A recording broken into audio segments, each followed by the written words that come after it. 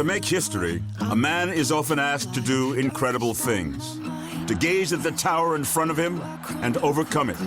To look at the 8 inches he's giving up in reach as an opportunity rather than a deficit. And to show the world that his power can alter destiny forever. Oh! Cormier knocks Miocic down! History! Daniel Cormier is the UFC heavyweight champion! History in the making, Daniel Cormier! Tonight, from Anaheim, California, that great champion will be asked an even harder question. This time as the hunted. And it's no longer can he do it, it's can he do it again. August 17th, I beat Stipe Miocic again. And this time, I not only beat him in the fight, but I ruined him. He definitely caught me on the button, but ain't gonna happen again. I'm gonna knock him out. But first, the Cuban smashing machine takes center stage. The scariest middleweight on the planet, whose trail of devastation Romero! has left the rest of the 185-pound division in his wake, confronts an undefeated Brazilian phenom. Down goes McClellan! With his own ferocious attack. Paulo Bohacinha! A force of nature with a 100% finish rate and a perfect 12-0 record. Eu estou faminto, pronto, com vontade e vou nocauteá-lo. Then, it's the return of a Stockton legend. Nate Diaz! I'm back. I'm here to fight. A brash UFC original who came to embody the raw spirit of fighting, defying anyone to stop. He tapped! He tapped! The 209 legend meets a thrill seeker in the biggest moments with a highlight reel of incredible finishes. The man himself, Showtime. And finally, it's time for the rematch. The UFC Heavyweight Championship bout, and the title of baddest man on the planet at stake. The challenger, Ohio's demolition specialist, who holds the record for consecutive heavyweight title defenses, Big shots! gets his chance to take back what is his. But to do it, he'll have to take out one of the greatest of all time, undefeated at heavyweight, the #1 pound-for-pound fighter in the world, the pride of Lafayette, DC. It's time to let the fists fly and find out who is the greatest heavyweight to ever grace the octagon. Live from Anaheim, California, it's UFC 241. Cormier versus Miocic 2. And it starts... Let's go! right now.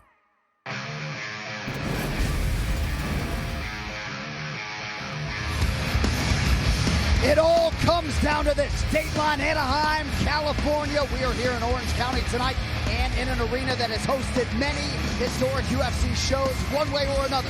We are in for more UFC history here tonight. Live inside a holdout and sold out hottest center here in Anaheim, California, USA. This is UFC 241, Cormier versus Miocic 2. Brought to you by the official frozen meal of UFC, Never Just Eat, Devour. Closed captioning for tonight's telecast is brought to you by Hobbs & Shaw. Fast and Furious presents Hobbs & Shaw, starring Dwayne Johnson and Jason Statham, now playing. The broadcast is also available in Spanish on ESPN+. All right, with that, I'm John Anik. We are absolutely thrilled to have you with us tonight. Now, the last time we were in this building, it was the lowest moment in Daniel Cormier's mixed martial arts career. Of course, that was in 2017, and since, all the man has done is win. In 2018, he was the consensus fighter of the year, became a simultaneous 2-division champion, and tonight, he will really try to bolster and stamp his heavyweight legacy by securing a second win against a most decorated former king from Cleveland, Ohio. Joe Rogan's here tonight, as is former UFC bantamweight champion Dominic Cruz. Man, are we in for something here tonight, Joe Rogan! It is a fantastic card. I'm so pumped for the main event, I'm so pumped for the co-main event, and I'm pumped for the Soldier of God versus the Eraser. Woo! I would have to say that that's the fight I'm looking forward to more than anything, and you still got a super fight in Cormier versus Miocic. You can't lose in this matchup. All right, so Daniel Cormier, as we set the table, 15-0 as a heavyweight in mixed martial arts. What has made him so effective in your mind in this weight class? Well, he's a spectacular wrestler. If you look at the UFC's championships, there's only 2 guys that aren't wrestlers that are world champions. Wrestling is the most important foundation in all of mixed martial arts, and Daniel Cormier is fantastic at it. He also has an incredible work ethic. He's mentally as tough as a human being can get, and I think at heavyweight, he's better than he is at light heavyweight. He's got legitimate one-punch knockout power at heavyweight, and he doesn't drain himself to make the weight. And to touch on what Rogan just said so well, wrestling is the best base for mixed martial arts, and Stipe Miocic is no slouch in that department. He has taken down everybody he has fought except for Daniel Cormier, and after he takes you down, he punishes you with ground and pound. If you happen to get up from that ground and pound, he's got awesome boxing, Golden Gloves boxing. He uses his kicks. He is enormous in size, and he knows how to fight without getting tired. These are things that make Stipe Miocic at heavyweight a huge challenge, no pun intended, for Daniel Cormier. And here was the scene, of course, at the ceremonial weigh-in. Joe, there seems to be a different layer of animosity, if not intensity, now that these guys have some history coming in. Well, Daniel Cormier feels disrespected, and he feels like Stipe is acting like he got lucky in the first fight.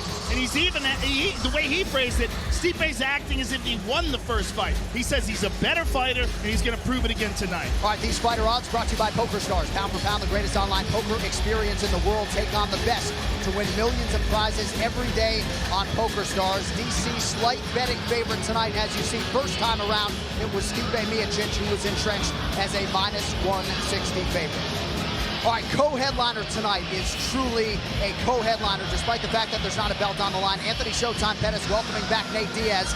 Dom, these guys are jonesing to throw hands with each other. They will do it tonight. Yeah, not only are they very mad at each other, but Pettis also has a chip on his shoulder thinking, you know what, Diaz, you've been talking too much. You've been saying that you could beat me up for years. Here we are. Let's make this happen in a weight class that I'm murdering people in right now. He is ready to fight. He has something to prove, but what I like the most about what he said is, I can beat him on the ground. There's no way he can threaten me there either. And that's a hard thing to say because Diaz is a Gracie black belt. Well, this all goes back when Pettis was the world champion at lightweight, and Nate Diaz was a guy who talked a ton of trash. But Nate Diaz has accomplished so much. Beating Conor McGregor the way he did, he really became like a legend. He really did. He's a fantastic boxer. He's got amazing submissions. And that cheer that you hear through the building is the big screen showing that Nate Diaz is walking through the back. He is an anti-hero, and he is a spectacular mixed martial artist. 3 years out of the game, but he looks to be in incredible shape, and I think he's going to be motivated and pumped up for this fight. A lot of reasons we are sold out here tonight. Chief among them is probably the 209's Nathan Diaz, back for the first time since 2016, and ideally for him in a big weight tonight against Anthony Showtime Pettis. The table is set. We will now lay out for the action. First, though, a look at what else is coming your way. The rest of the card is brought to you by Motel 6. When you need a rest, check into Motel 6. We'll leave the light on for you. And man, will it feel good to see the 42-year-old Yoel Romero return to the proving ground tonight. The Olympic silver medalist has already faced 4 current or former UFC champions, and the Soldier of God remains on the short list of the very best UFC fighters to have never realized a UFC title. Tonight, he'll try to be the first man to beat Midas Gerais' Paulo Costa. The Eraser is 12-0 overall, 4-0 in the UFC with as many knockouts. And with no shortage of hype behind him, Costa also ends a year-plus layoff here tonight in Anaheim. Also playing this evening in the featherweight division, versatile finisher Gabriel Mowgli Benitez will try to keep his momentum going.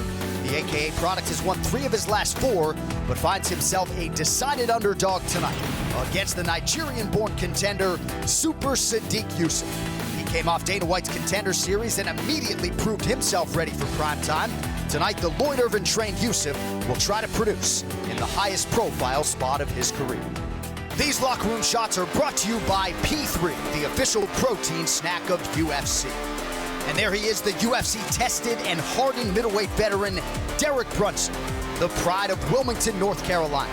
Brunson already has 10 UFC wins to his credit, but of course, it's the title shot that he is after. Tonight, he is charged with peeling back the layers on the fast-rising contender, Ian Heinisch. The 31-year-old Colorado native is off to a nice 2-0 start in the UFC, and against good competition. We'll see how he handles this step up tonight against the perennial contender, Brunson. All right, the rules of the Octagon are brought to you by EA Sports UFC 3, on sale now for a limited time on PS4 and Xbox One. Don't miss your chance to play the fights before they happen. 3 judges score the fight. The bout duration is 3 5-minute rounds, but for championship fights at all UFC main events, we go 5 5-minute rounds. A 10-point must-scoring system is in effect. A round winner gets 10 points, his or her opponent 9 or fewer, except in the case of a 10-10 round, and scoring is based on effective striking and grappling, followed by aggression, and then octagon control in that order. All right, these fighter odds are brought to you by PokerStars. Pound for pound, the greatest online poker experience in the world. Take on the best to win millions of prizes every day on PokerStars. Ian Heinisch, the -160 betting favorite. Derek Brunson coming back at +130 tonight in our main card opener here on pay-per-view. And with that, we are ready to go from Anaheim, California. Good to have you with us live on pay-per-view tonight. Let's get to it. And don't call Derek Brunson a gatekeeper. His strength of schedule is as good as anyone's in the division, and he believes a win over Ian Heinisch will put him right back in the mix. In a little over a year, Ian Heinisch has gone from regional scene prospect to bona fide UFC middleweight contender. And tonight, he has his sights set on taking out his most high-profile opponent to date, in middleweight mainstay Derek Brunson. My thoughts on fighting Derek Brunson tonight, I feel like it's a great stylistic matchup for me. We're both going to come forward, and we're not going to back down, and it's going to be a super exciting fight for the fans. My experience tonight would be really important, you know. I've been there. I've been in the big fights. This is my 16th fight in the UFC, so it's nothing new to me, whereas he's this guy coming out, he had to prove something. Having faced a litany of elite middleweights over the years, Derek Brunson's value in the division is secure. But there's no stopping now for the North Carolina native. A recent win over Elias Theodore proved that he's as hungry as ever to secure a shot at the world title. The statement I want to make tonight is to show everybody, yo, I'm still here. I've been here for a while, and I'm not going anywhere anytime soon. Ian Heinisch picked up a UFC contract last summer in Las Vegas, and he wasted no time breaking it in with impressive performances against Cesar Ferreira and Antonio Carlos Jr. And while a top 10 ranking is nice, the Hurricane is just getting started, and the next quest, a formidable one, beckons here tonight. In 1 year, I've climbed the ranks to top 10, and it's just been surreal and amazing, and I knew I belonged there, but to watch it happen in front of me is just amazing. By now, you're probably familiar with Ian Heinisch's well-publicized battle with drugs in the prison system, but what you might not know is how he is using those trials and tribulations as his testimony. He's actually set up mentoring programs for teens and young adults, and after this fight, he'll be sharing his story with the Denver Broncos. He told me it is so important to use this platform for a purpose. He believes every time he finds success in that octagon, he's inspiring someone who may be struggling right now. He believes that tonight he will see the best version of himself as a fighter and watch him get his 6th consecutive win, and obviously, he's enjoying this walk to the octagon. All right, Megan, thank you. And Joe, some of our fans may not know Ian Heinisch's story and how he was incarcerated in a foreign prison cell in Spain and Canada, later Rikers Island, New York. Not out of the realm of possibility that Heinisch would not even be with us today. And remarkably, a guy who only started his MMA training at 26 years old is 13-1 and comes in tonight a perfect 2-0 in the UFC. Well, the adversity that he faced in his young life has caused him to have an unshakable resolve. His work ethic and his ability to overcome the odds inside the octagon are quite spectacular. And he overcame 2 very impressive challenges in his last 2 fights. Yes. 2 super talented Brazilians, Cesar Ferreira, and then, of course, Antonio Carlos Jr., who is a jiu-jitsu wizard. So those are 2 gigantic victories, and as he said, being propelled into the top 10 1 year into his UFC career. Absolutely incredible. And with those wins that you just explained, you explained 2 high-level black belts that he was able to dismantle with control and not getting submitted. So the next step in the ladder, you would assume, with the matchmakers is let's challenge his stand-up. Let's put him with somebody who's got pure power in both hands, real crafty, knocked a lot of people out, and he's facing Derek Brunson. This is a guy who's not going to just take you down and try to submit you and maybe just land you. This guy is trying to take you out in the first round with everything he has. And Heinisch isn't any different, so keep your eyes peeled for this first round. And Heinisch has said, I'm a younger 2.0 version of Derek Brunson. I'm more technical, I'm mentally stronger, and I'm out to prove as much here tonight.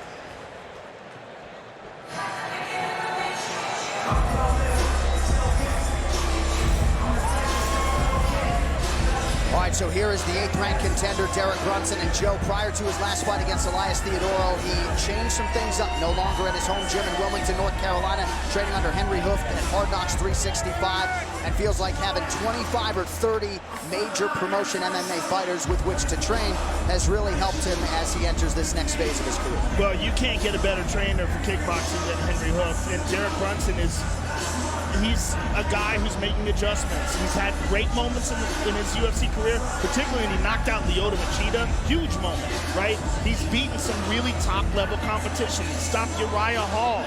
He's beaten Juan Carnero. He's beaten some very good guys, but he's also lost. So he's experienced the pain, he's experienced the highs, but he thinks that he has what it takes to beat a guy like Ian Heinisch. He thinks he can put knuckles to his chin, and he thinks he can take him out and take advantage of the opportunities that he sees Heinisch leave for him. What I like about what Brunson said is, look, I went into the past couple fights with no coach, running my own camps. I finally went and got a pad holder, I got a coach, and I started to focus on my discipline in the training and having better training partners to go with.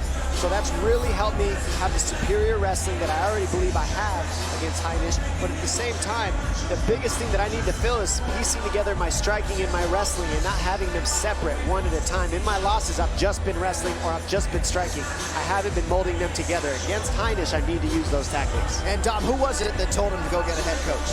I didn't tell him anything. I just put him in the question, Andy. There you go. Deferential as usual. All right, Derek Brunson ready to go. UFC appearance number 16 for him tonight. This Tale to Tape is brought to you by Modelo, brewed for those with a fighting spirit. Brunson, 35 years of age. Ian Heinisch just turned 31. Brunson, the taller man by 2 inches. We'll see if he can maximize what is a 5-inch advantage in reach. All right, now to get this main card started, here is Bruce Buffer. Ladies and gentlemen, we are live from the Honda Center in Anaheim, California for UFC 241, Cormier versus Miocic 2, presented by Devour. Bring home and bite into the octagon crust of their new line of extremely meaty and cheesy frozen pizzas.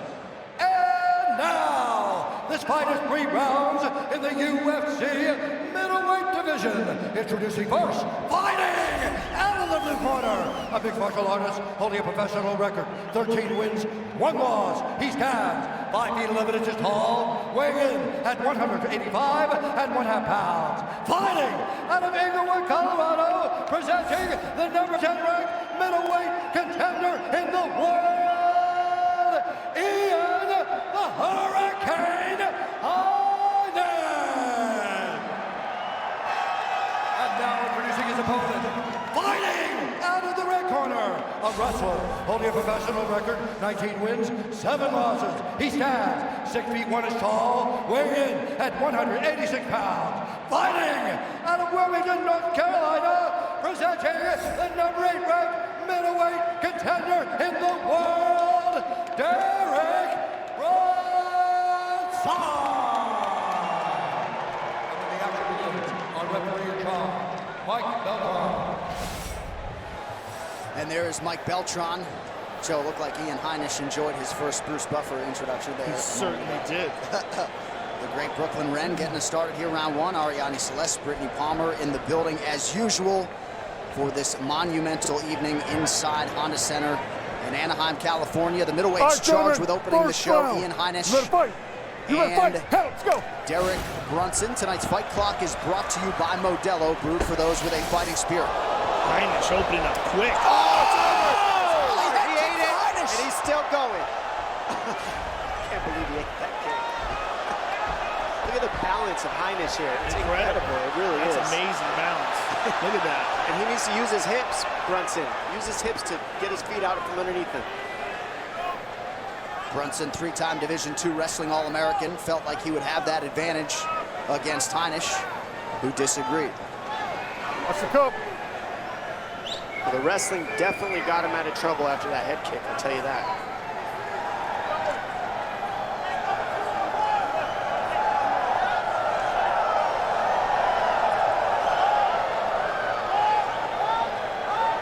Nemiroff, bold character since 1872.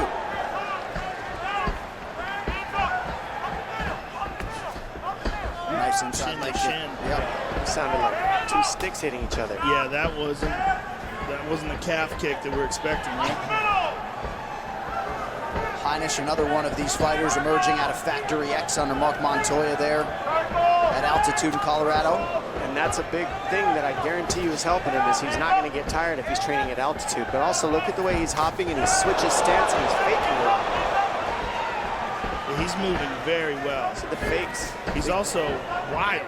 Like he's not being cautious. Brunson is, which is not normal of him the way that he's taking his time. He's using 1-2s. He's not just throwing crazy. I think it's the way Heinisch opened up, clipping him early. Definitely probably has something to do with it. Heinisch immediately called out Derek Brunson after his last win against shoeface Antonio Carlos Jr. and a few months later, getting his opportunity here. 2 minutes gone by round one. Man, it looks like somebody's getting knocked out early in this fight. Just the way these guys are throwing and just barely missing each other. Heinisch expected a lot of collisions in that type of fight. Said we'll probably headbutt each other inadvertently at some point. Brunson looking for his openings. And Brunson does have big one-punch power that could turn this around. But right now, Heinisch is the one who's being aggressive. He's the one who's making the moves, initiating the exchanges. Like that. He's not getting Brunson with a nice straight left. Nice left hand by Brunson. And you already see an increased discipline in Derek Brunson, not getting overzealous after a big connection. 14 stoppage wins for Derek Brunson, all of them in round one, 7 of them in a minute 16 or less. Brunson's fighting more of a 3-round pace instead of a 1-round sprint pace in this matchup. That's different for him.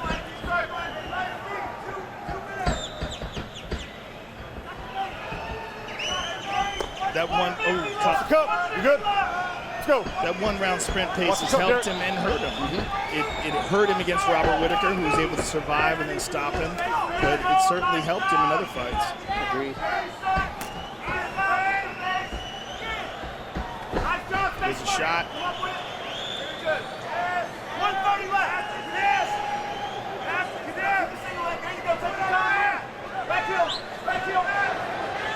Heinisch has crazy balance.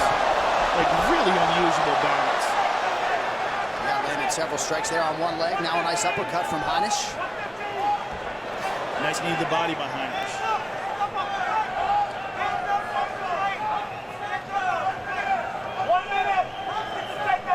The thing about Heinisch that I'm noticing is you could be in a good position on him and he makes it look ugly for you. You get out his leg up in the air and he's punching you. You can go to pick him up and put him on his back and he keeps his balance. Little positions, Brunson's using a lot of energy. Glancing head kick there from Derek Brunson. Under a minute now to go round one.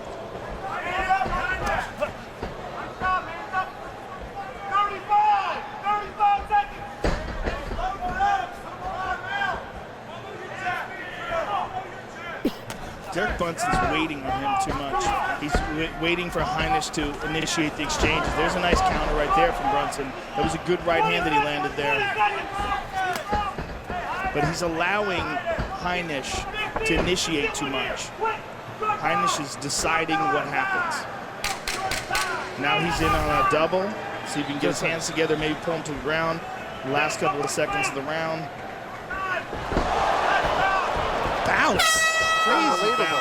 Heinisch just refuses to be taken down. This fight is hydrated by Body Armor Sport Water, the water made for athletes. Find Body Armor Hydration at Circle K. Good stuff. Deep breath, bro. Baby. Takedowns are there. Deep breath. Every time you get him against the fence, that single leg is there. We gotta go for it. You gotta put your hips in and go for that takedown. He does not want to be on the ground with you. Listen what I'm gotta saying. get that takedown. You're there every time, baby. Disengage with your hands up. Do you understand? Disengage with your hands up. Keep circling. Go back to sparring. You understand? But don't go backwards and keep your feet not correct. Keep your feet correct when you go backwards. You can catch it easy. And here's the head kick at the very beginning of the fight. Boom, just hit him with a toe right in the temple. Good shot to the head there that Brunson absorbed. There's a right hand by Heinisch. And here's a nice body kick that he landed. Kind of caught him with the foot there at the very end of the kick. UFC 241 Cormier versus Miocic 2 is brought to you by the official frozen meal of UFC. Never just eat, devour. All right, second round forthcoming here. Ian Heinisch is in the black, Derek Brunson in blue. We heard a little bit from Henry Hoof there, wanting Brunson to not back up but move forward.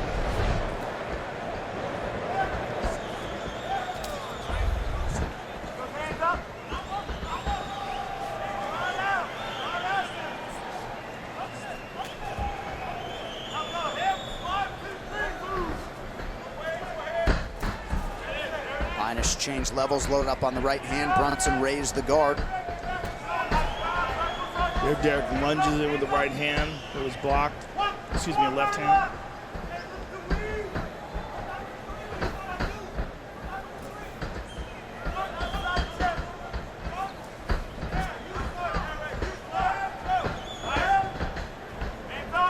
Derek looks relaxed, though. It's interesting. It's like he's allowing Heinisch to initiate exchanges, but oh, there's good shots by Derek Brunson. Very good shots. I like the decisions that Brunson's making right now. He's fighting smart, staying out of the big weapons with Heinisch, stuffing the takedowns. And what I was pointing about being relaxed is that he's, by being relaxed, able to maintain this easily through 3 rounds. And maybe just biding his time for when he thinks the younger, less experienced man is going to slow down a bit. I agree. I think he could definitely turn it up, like you're saying, Joe, for sure, Brunson. We know he has it in him, but I like that he's able to go 3 rounds without gassing himself out. That's a big difference for Brunson compared to how he's fought in almost all his other competitions. He's looking better now, and Heinisch does seem to be slowing down a bit. Yep. Still, there's a nice left. Oh, very nice left hand by Brunson. Got him hurt there. Well, no denying Brunson's power and the experience, too, as Heinisch lands a right hand. Brunson with more UFC experience than Heinisch has combined pro fights overall.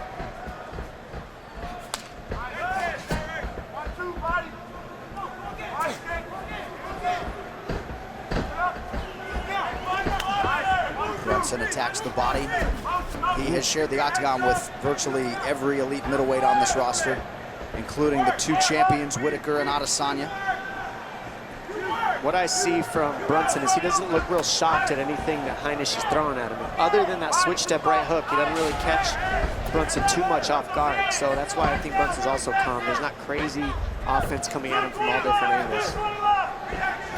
It's usually 1-2 shots at a time. Heinisch is slowing down. He just missed a big punch and took a big deep breath. And Derek Brunson started to come on. And this is what Brunson said. Oh!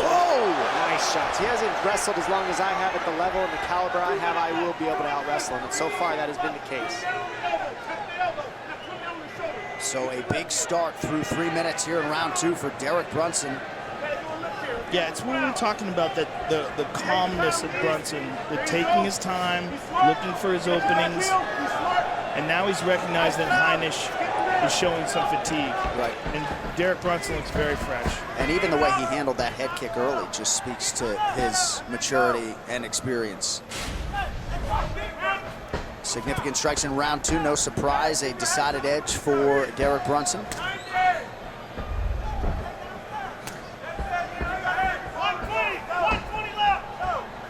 This middleweight top 10 could look a lot different after tonight. You got number 8 versus number 10 here, and shortly it'll be 2 versus 7, Yoel Romero and Paulo Costa.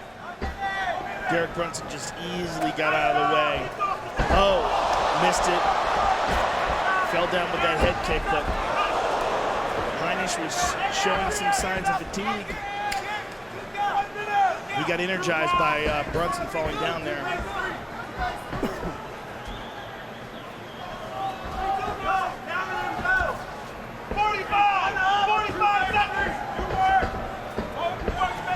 Seconds here to go. Brunson attacks the body, staying busy.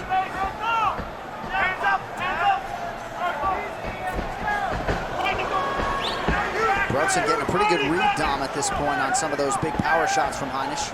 Yeah, what I'm seeing from Heinisch is he's loading real heavy, so it's giving Brunson the read so he can turn the corner and get out of the way of the big shot. See right there, you're seeing he loads, he like a coil up before he explodes. Big left hands by Brunson there. And look how relaxed he was in stuffing that takedown.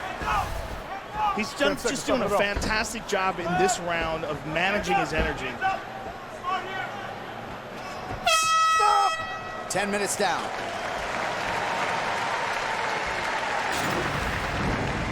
Got some left hands by Brunson here. Boom, right on the forehead. Kind of wobbled Heinisch a little bit, and another left hand lands. Catches the hand in a 1-2 down the middle, and then some ground and pound on the stand-up engagement of Heinisch. That was a big round for Derek Brunson. He fought very smart. But look, you got to rock and roll and get ready to go. Look at me. Look at me. Where are they going? I don't know. Look at me. Stay focused. Look at me. Let's fucking go. Hey, look at me. My fucking round. The boos are because Colby Covington just walked into the building. Base three. That makes sense? Yeah.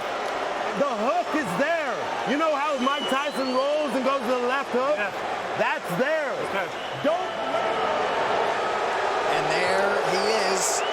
Belt firmly placed over shoulder as usual. What an offensive performance 2 weeks ago from Colby Covington. You may not like him, but man, stunning performance. The volume that he put on Robbie Lawler was a sight to behold. Final round. You ready to fight? You ready to fight? Hell, let's go. All right, round 3 is brought to you by P3, the official protein snack of UFC. Heinisch pretty emotional and charged up on the stool with his chief corner, Mark Montoya, there after round 2. But he feeds off of that. He feels like he wants it more than anyone in this division, and an important 4+ minutes here. That is a chant of Colby sucks, ladies and gentlemen. And you know what he hears? Ka-ching! Ian Heinisch with a good left hand there. Derek Brunson transitions to his back. Beautiful takedown by Brunson. Beautiful. Oh, look at Heinisch scramble. Outstanding. Heinisch getting a little bit reckless on the entry there. The wrestling of Brunson just has been just sharp enough to offset Heinisch throughout this fight. And it shows me that Heinisch really does count on his wrestling a lot in these matchups that he's won.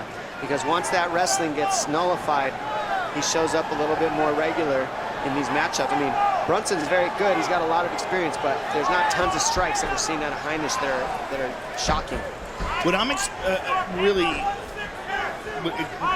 impressed with Derek Brunson is showing the fruits of his experience. Yeah. He really is being calm and managing his time, his energy very well.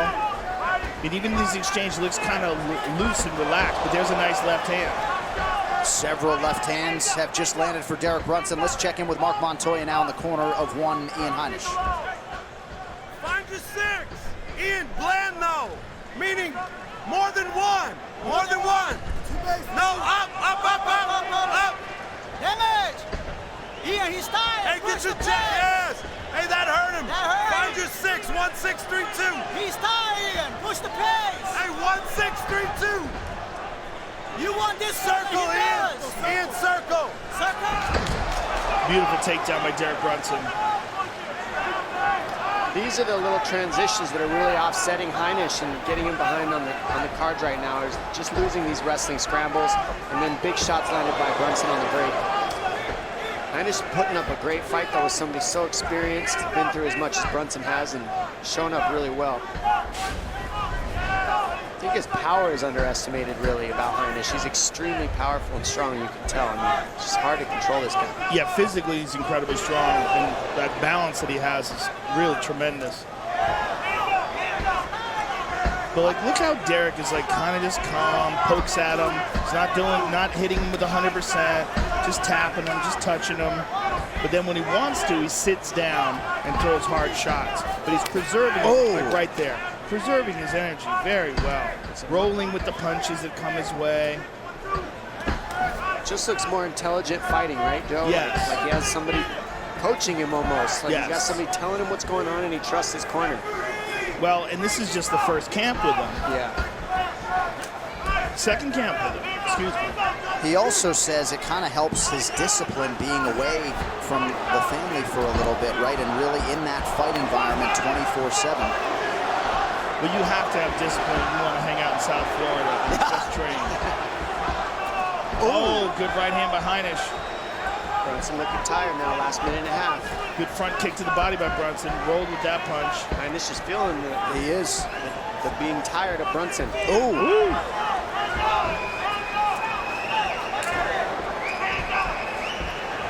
Brunson looks exhausted now, but staying on that single, mixing it up the best he can, but man, he looks tired. It's been quite a pace here through 14 minutes as we go under a minute now to go in this final round.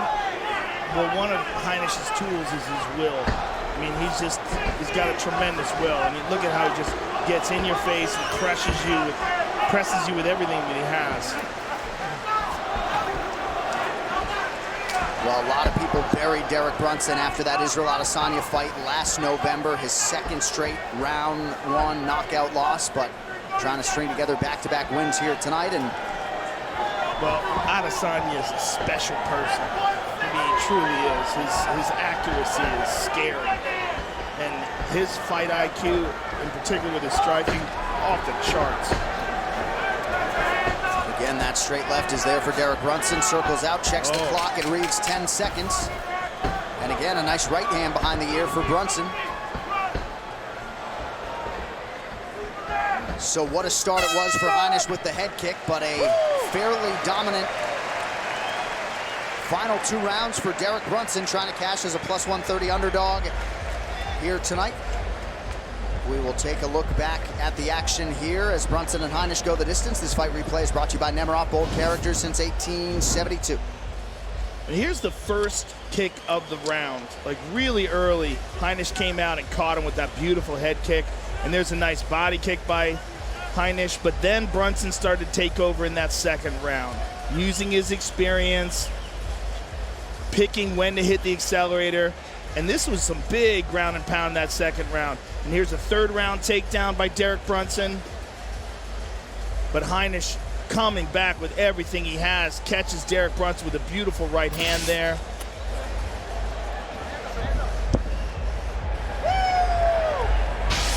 All right, these fighter stats brought to you by Poker Stars, pound for pound, the greatest online poker experience in the world. Take on the best to win millions of prizes every day on Poker Stars. Significant strikes, advantage Brunson 60-40, did land 2 takedowns on 10 attempts. Heinisch attempted 8. He was not able to take Derek Brunson down tonight. All right, the official decision is brought to you by Metro by T-Mobile. Catch all the action with Metro by T-Mobile's knockout coverage and unlimited data with those scorecards. Here is Bruce Buffer. Ladies and gentlemen, after 3 rounds, we go to the judges' scorecards for decision. All 3 judges score this contest 29-28 for the winner by unanimous decision, Derek Brunson.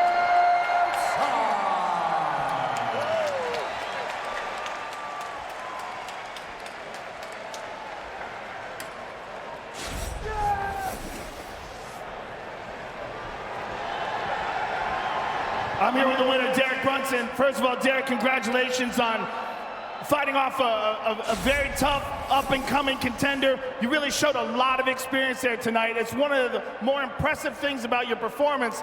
You seem very calm, and you really were preserving your energy perfectly. Yeah, I had a good training camp. I'm out at Hard Knocks 365 with Henry Hu, the champ, Usman, and a lot of other top guys. And I want to come out here and impress, you know. I stay away from the family for 5 weeks, so this is a dedication to them. For a long time, you were essentially training yourself. How much nicer is it to have a full training camp? Yeah, shout out to Dominique Cruz for checking me at one of the post-fight interviews and say, hey man, who's your coach? We all looked around like, so, you know, I took his advice, started to get somebody to coach me. Well, it's paid off and paid off really well. In the second round is when you really started to come on strong. That's when you started utilizing your wrestling more, and really you saw he was slowing down a bit. Oh yeah, everybody want to come out here and test my cardio, but I'm one of the hardest working guys in this division. You know, I just have to apply myself, slow down, and land my strikes, you know. Well, enjoy it, sir. Congratulations. We look forward to seeing you again soon. Derek Brunson, ladies and gentlemen. 11th UFC win for Derek Brunson. Ian Heinisch had a lot of hype, a lot of respect on his name coming in, and that is a big win for Derek Brunson tonight. Well, they don't come much more popular in these parts than that man, featherweight contender Brian T-City Ortega.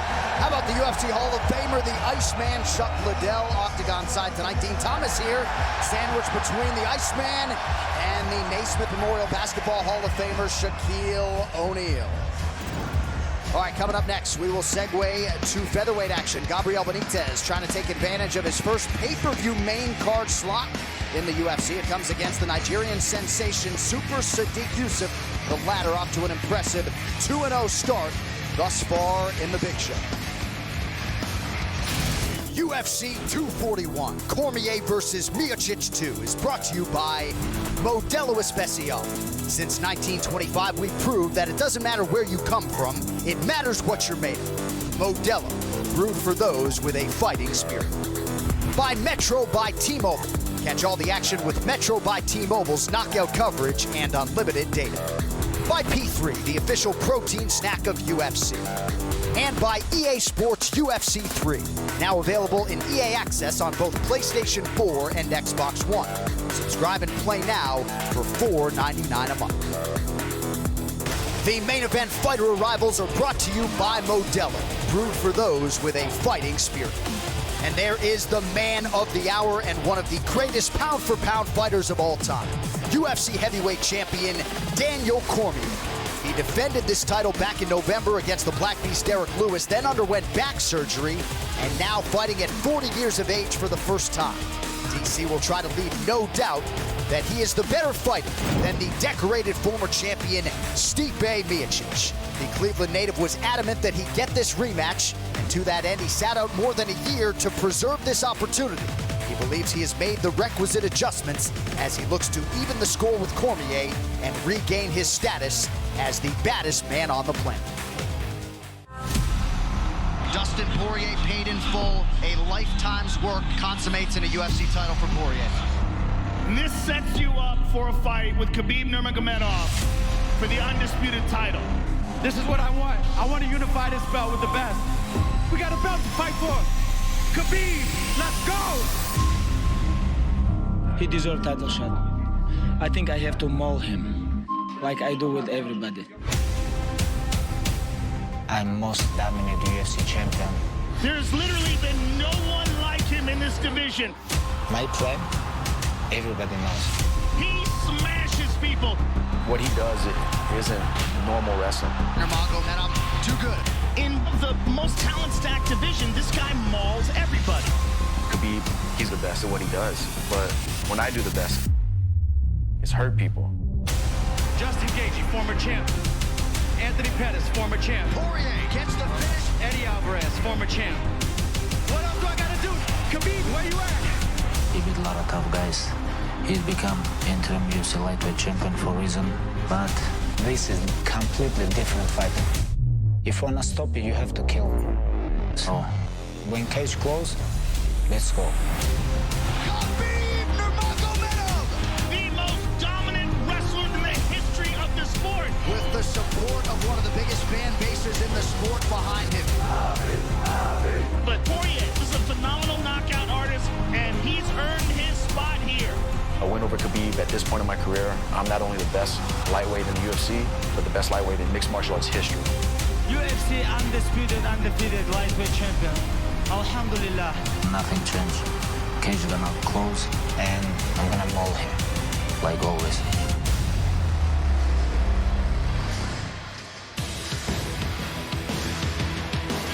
Man, and if you look at these guys, Poirier landing just a hair more than Khabib, but Khabib wrestles everybody, so how are you landing almost as much as a striker? Well, it's because when you take people down, it's hard to stop the striking because you're waiting for the takedown. Poirier just picks people apart from the outside, taps you with the jab. From there, he starts touching your body and he picks you to pieces. But can he stop Khabib from mauling him as we've seen him do to every single person he's faced? Once he takes you down, you don't get up. It's like you're sinking in quicksand until you stop breathing and he punches your lights out. That is a huge fight, great for the division. And let's see if somebody can challenge Khabib. What do you think, Joe? I think it's a spectacular fight, but Khabib Nurmagomedov is a truly unique character. 27-0 and just smashes people. But Dustin Poirier has legitimate one-punch knockout power, and when you see what he did to Max Holloway, who's one of the best pound-for-pound fighters in the world, and Dustin Poirier hurt him, and he beat him up. And when you think about that kind of power, you got to think he's knocked out Eddie Alvarez. He's knocked out Justin Gaethje. He's knocked out tough guys that are durable guys. In the stand-up, I gotta give an advantage to Poirier, but on the ground, big advantage to Khabib. It's what you want to see. Striker versus grappler. It's so exciting. Poirier has long acknowledged that Khabib is the toughest matchup for him in the division. He gets his crack 3 weeks from tonight. September 7th will be in Abu Dhabi, UFC 242, Khabib versus Poirier. Co-main event also at lightweight, a rematch between Edson Barboza and Paul Felder. It's all coming your way from the arena, Yas Island in Abu Dhabi, 2 p.m. Eastern, by the way, for the pay-per-view. And to that end, happy to let you know at this time that the UFC 242 prelims prior will be live on FX that afternoon. So a noon Eastern, 9 a.m. Pacific start for the UFC 242 prelims. And make a note, those will be live on FX. All right, these Spider Odds brought to you by Poker Stars. Pound for pound, the greatest online poker experience in the world. Take on the best to win millions of prizes every day on Poker Stars. Super Sadiq Youssef, a -280 betting favorite tonight. Gabriel Mowgli Benitez coming back as a +230 dog. And that is our next fight as we get right back to the live action here from a sold-out Honda Center in Anaheim, California. The highly touted Sadiq Youssef has made a smooth transition from the regional circuit to the UFC, but if he wants to take the requisite next step up the ladder, he must first get past Gabriel Benitez. The old fight game adage is that styles make fights. And given what Gabriel Benitez and Sadiq Youssef have shown in the octagon today, the stage appears to be set for these featherweights to not only deliver the goods for the fans, but to make a statement on one of the biggest fight cards of 2019. When me and Gabriel meet in the octagon, it's 100% going to be a fireworks show because he likes to throw his kicks. I like to throw my hands. We're just going to see who's more successful at it. The key to win this fight is try to stay active and always try to push. And I need to stick to a plan. Mexico's Gabriel Benitez has developed consistently since his UFC debut in 2014. And after decisioning Jason Knight and scoring a Performance of the Night knockout of Humberto Bandenay in his 2 most recent bouts, he's ready for that requisite next step. And it comes in the form of tonight's matchup with Sadiq Youssef. This is a tough fight, you know. Sadiq is a very explosive guy, and it's gonna be a fun fight to watch. It's been 2 up and 2 down for Contender Series veteran Sadiq Youssef thus far in a UFC career that has generated no shortage of buzz. But if fight fans were impressed with his wins over Saman Mokhtarian and Shayman Moraes, he vows we ain't seen nothing yet. And tonight, another big opportunity knocks. Tonight you guys are going to see that there's no cap on my potential. You know, I'm always out there to put on a great show, looking for the win, but I'm also looking to be entertaining.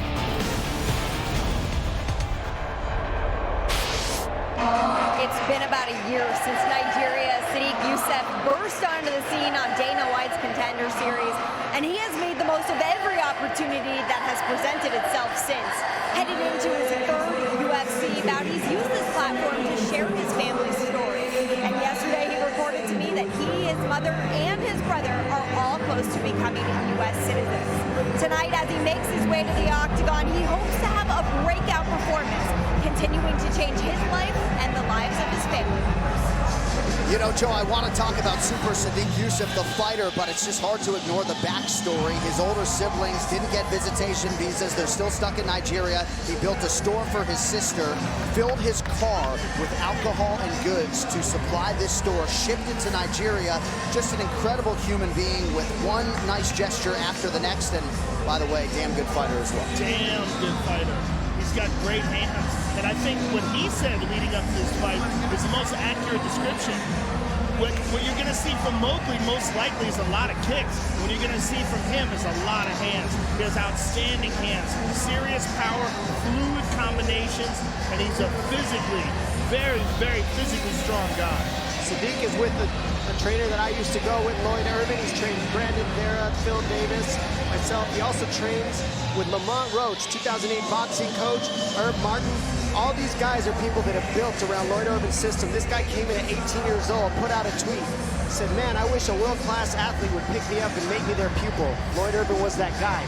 Walked in the room, started as an amateur. Lloyd never puts people with the pros as an amateur. He saw something in this kid's eyes and said, look, this kid's got something different. I can't explain it, but I'm going to give him a shot. Put him in the fighter's house. Now this guy has not stopped beating people down. He's coming out here from Nigeria, fighting for his family, fighting for himself, fighting for his country. He's got something to prove. Let's see what he can do tonight. Felt like he was a little bit too stuck on the game plan his last time out against Shaman, but I still won the fight, trying to go to 3-0 in the UFC tonight.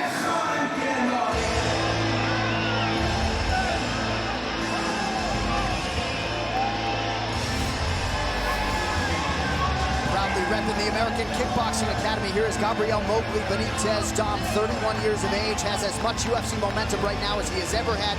3 wins in his last 4. And I remember Javier Mendez told me back in the day, this is the hardest kicker he has ever held pads for, Luke Rockhold included. You know, something about Gabriel Benitez, we call him Mowgli when he came and trained with us at Alliance.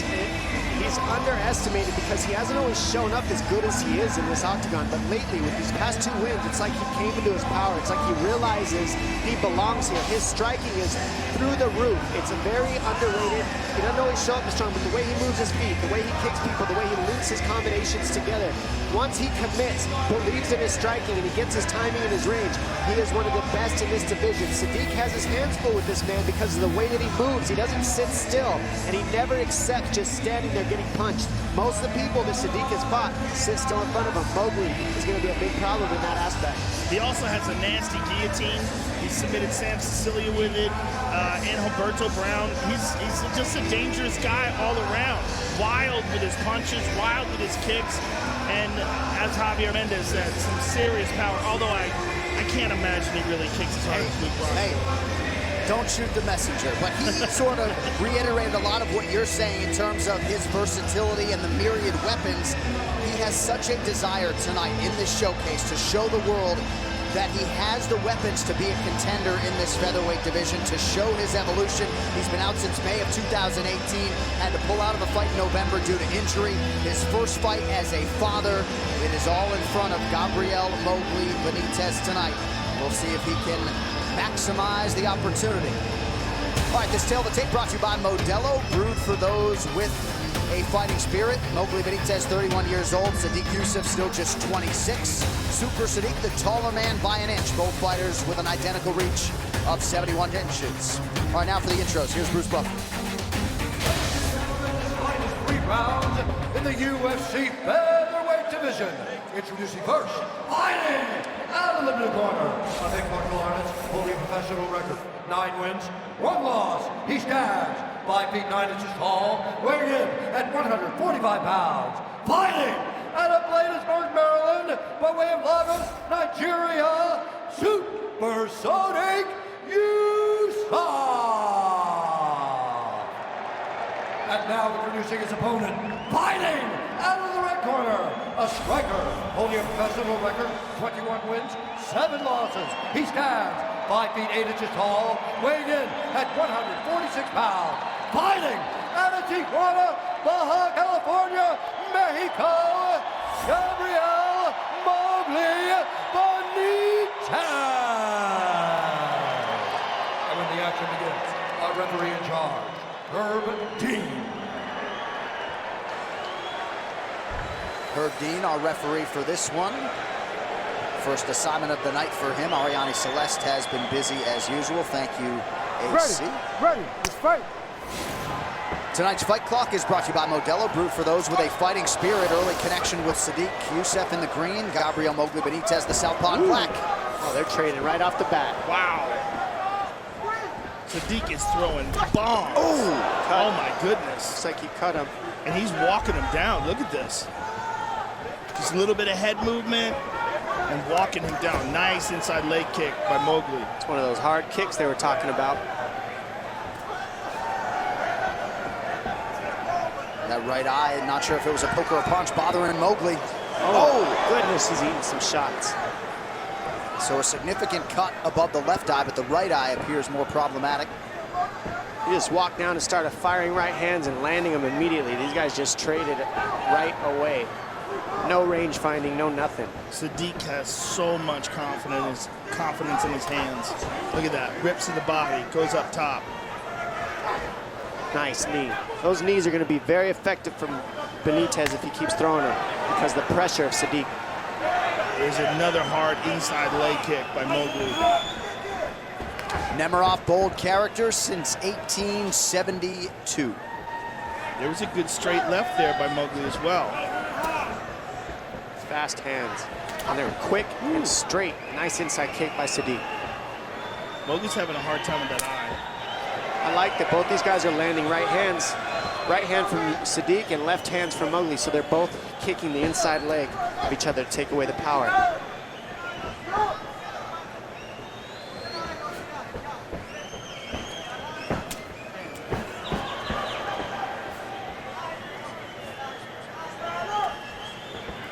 Another good inside leg kick by Sadiq.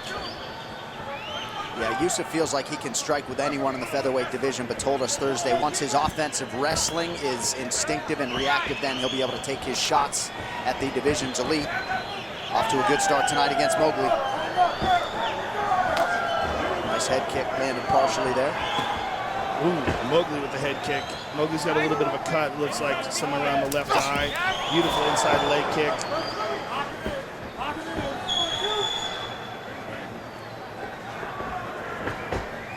That is a pretty significant cut that Benitez is dealing with early on here. Good left hand there by Benitez. Another. He's circling towards the power side of Sadiq. Oh, that left hand. Very nice left hand by Benitez. Youssef covering up here. A window of opportunity for Benitez. 2 minutes here to go in the round. And a front kick up the middle as well.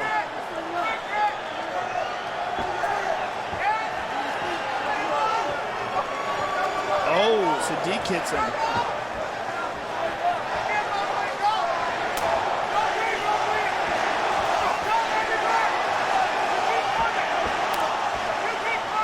Well, this fight card's so top-heavy that this one kind of got buried a little bit, not for the true fans. Strategically placed on pay-per-view tonight. Oh, we're definitely not missing out right now. This is such an awesome fight. Guys are so strategic. And they're going strike for strike with each other. Nobody's backing down to anybody. You don't see one guy just pressuring pure offense. It's back and forth. Both got a cut eye now. Well, I think Mowgli has absolutely gained the respect of Sadiq. So one thing we haven't seen is Sadiq. Ooh, nice left hand by Mowgli again. Oh, man. Mowgli tagged him again. Mowgli's got some fast hands. He doesn't show them, Joe. It's like everything stays stationary. He doesn't show anything that's firing. It just comes down the middle like a laser. That one. Oh! Right hook down to Sadiq got him. Oh, but Benitez nearly out. Super Sadiq has arrived. Counter right hook got him. Beautiful counter. Wow. What? Just 8-1 it countered on his power and landed. Wow. And after he was rocked earlier in the round, which makes it even more impressive. Sadiq Youssef has some serious power, folks. Serious power. And some serious UFC momentum as he comes through tonight and rallied through some adversity after getting knocked down by Gabriel Benitez. This fight replay brought to you by Nemiroff. bold character since 1872. Left hand lands, counter right hook on the money. Let me just wait, counter right, boom, on the button. Perfect counter.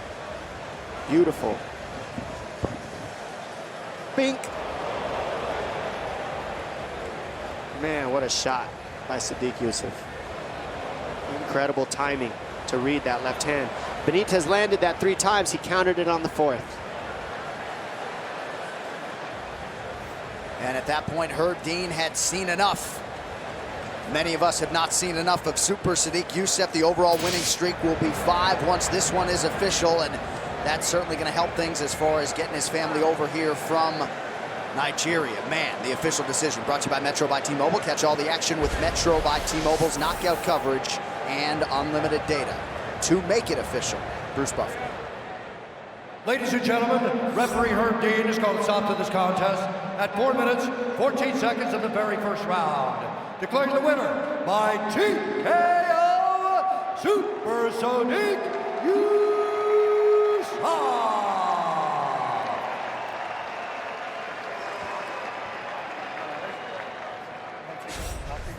I'm here with the winner, Sadiq Yusuff. First of all, what a fight. Came out wild, and you got very aggressive right away. You stepped to him, you got right inside of his range. Is that what you had planned coming into this fight? Yeah, I didn't want to take as much hits, but it's a blessing to fight on this card. I'm on the undercard. Go work, go work. Next time. I'm on a pay-per-view card with Stipe and DC. My job was to come steal the show. I think I did a pretty good job of that. You did a fantastic job, and let's take a look at it. You got clipped earlier in the round, and he was moving towards you, but you hit him with a picture-perfect counter right hand. Yes, sir. Like I said, I'm Nigerian, baby. We built for struggle. This is what we do. I've faced hard stuff in real life. This fight is nothing different, Joe. I came out here, I told you I was going to try to entertain. I did just that. I put it all on the line. I could have fought a safe technical fight, but I wanted to shoot for that bonus, and I wanted y'all to remember my name, Super Sadiq Yusuff. I'm here to stay. Well, you certainly fought technical, but you fought incredibly exciting, sir. Congratulations. It was an honor to call your fight. Look forward to seeing you. Was it exciting enough for some extra bonus? If I had the money, I'd give it to you. I'm not the guy, though. I'm not the guy. Sadiq Yusuff, ladies and gentlemen. Yeah, those bonuses don't come out of Joe Rogan's bank account, but a huge statement by Yusuff. And Dom, that wouldn't necessarily be your strategy, right, to fight to entertain necessarily, but it certainly worked out for Super Sadiq. You know what? The more you watch the Contender Series with Dana White, you realize that actually might be the way to go. Never thought I'd hear you say that. Oh, the former governor. The Terminator's here. Arnold Schwarzenegger, Triple C, Henry Cejudo. He's the intergender champion now. Did you know that? He's wearing shirts. Uriah Faber also in the building following a big win last month in his native Sacramento. All right, these locker room shots brought to you by P3, the official protein snack of UFC. And not hard to see why Dana White envisions this as the fight of the night. May want to reinforce the bolts in the octagon, fellas. Yoel Romero has certainly been on the cusp of UFC gold in the past. Hasn't quite broken through. That said, though, his focus at 42 years of age, still on the belt, and he can move closer by bouncing Brazilian Paulo Costa from the ranks of the unbeaten. Costa, a knockout artist of the highest order. He believes he will hand that fate, I should say, to the durable Olympic silver medalist here tonight in Anaheim. So after tonight, the next live event you will see will be at the end of the month in China. Jessica Andrade defending against Zhang Weili. As many of you know, Andrade became the strawweight champion not all that long ago in May, and Dominic, she will turn it around quickly here in her first title defense. And man, does she have somebody in front of her. Jessica Andrade, though, man, the way that she has shown up as powerful, walking through these shots, being able to eat one and just hit you with 5 more, the way that she's been able to slam people, pick them up and put them on their heads through the octagon, not just one, but 2, 3, 4 opponents, guillotines, arm bars. I mean, everything she does, she pulls you into power, she uses movement to set things up, she leads the dance, as we saw here against Rose Namajunas. Just incredible pile drivers over and over and over. If you wanted someone to challenge someone with that kind of physical strength, you would want someone like Zhang Weili. What she has is fantastic martial arts technique. Everything, her submissions, her striking. She's incredibly aggressive. She's very physically strong. And she has a lust for combat. She loves it. She finishes people off her back. She finishes people with strikes. And for her to be able to compete in China, to fight for the title for the very first time for the UFC to be in China is absolutely gigantic. And I can't wait to wake up and watch it live on ESPN Plus Saturday, August 31st, 6 a.m. Eastern, 3 a.m. in the West. Here is your main card from Shenzhen, China. Of course, the Strawweight Championship headliner to be preceded by a welterweight co-main event between the Leech Li Jingliang and the 13th ranked welterweight in the world, Elizeu Zaleski dos Santos. All right, these fighter rankings brought to you by EA Sports UFC 3, now available in EA Access on both PlayStation 4 and Xbox One. Subscribe and play now for $4.99 a month. And Joe, you have as good a historical perspective as anyone. I'm not sure, though, this UFC middleweight division has ever been as top-heavy and strong as it is right now. It's never been this strong. But what's so impressive is the best people are almost interchangeable. They're so good. You got Yoel Romero. You got Robert Whittaker, who's at the top of the heap. You got Stylebender, who might be able to beat all of them. You got so much talent. Kelvin Gastelum with a heart of a lion. That fight that he had with Stylebender was just insane. I thought Yoel Romero beat Robert Whittaker the last time. It was that close. Whittaker is just an absolute assassin. And then you've got the eraser, Paulo Costa, who is about to face Yoel Romero. We're going to find out where he stands, because up until this moment, we've seen him steamroll people. We've never seen him compete against someone who's as elite as Yoel Romero. Well, irrefutably, I am with you. This 185-pound division firmly back in the headlines, but there may be no more explosive matchup than this one on the main card tonight. Pitting Cuba's Yoel Romero against Brazil's eraser, Paulo Costa. Eu acho que fisicamente eu estou evoluindo a cada camp. Todo mundo nesse camp aqui está empenhado em me deixar mais pronto, mais afiado para nocautear. Ninguém aqui espera menos do que um nocaute. This is a knockout artist who throws bombs. He's an enormous, terrifying, fast middleweight. He is undefeated, and he is one of the hottest young prospects out of Brazil. Eu acredito que os meus golpes são uma coisa a ser temível por qualquer dessa divisão e até de categorias acima. Oh, he's hurt. Oh, that's it. This could be it right here. Oh, is it deafening in here? Paulo Borrachinha has done it! Mis planes siguen siendo los mismos en la UFC desde cuando entré a las artes marciales mixtas. Llevarme el cinturón a mi cintura, ser el campeón de esta división, darle la gloria a Dios, besar a mi familia y coger unas buenas vacaciones después de llevarme el cinturón.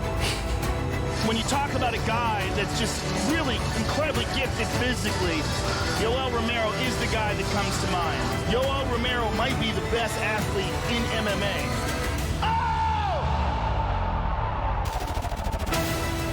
La vida me ha demostrado que se hace. Y después que se hace, se sigue haciendo.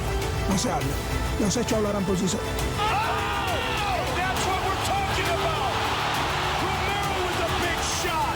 Ele evitou essa luta o quanto ele pôde. Se ele pudesse, ele não lutava comigo. E ele vai ser o cara que vai me levar para o cinturão.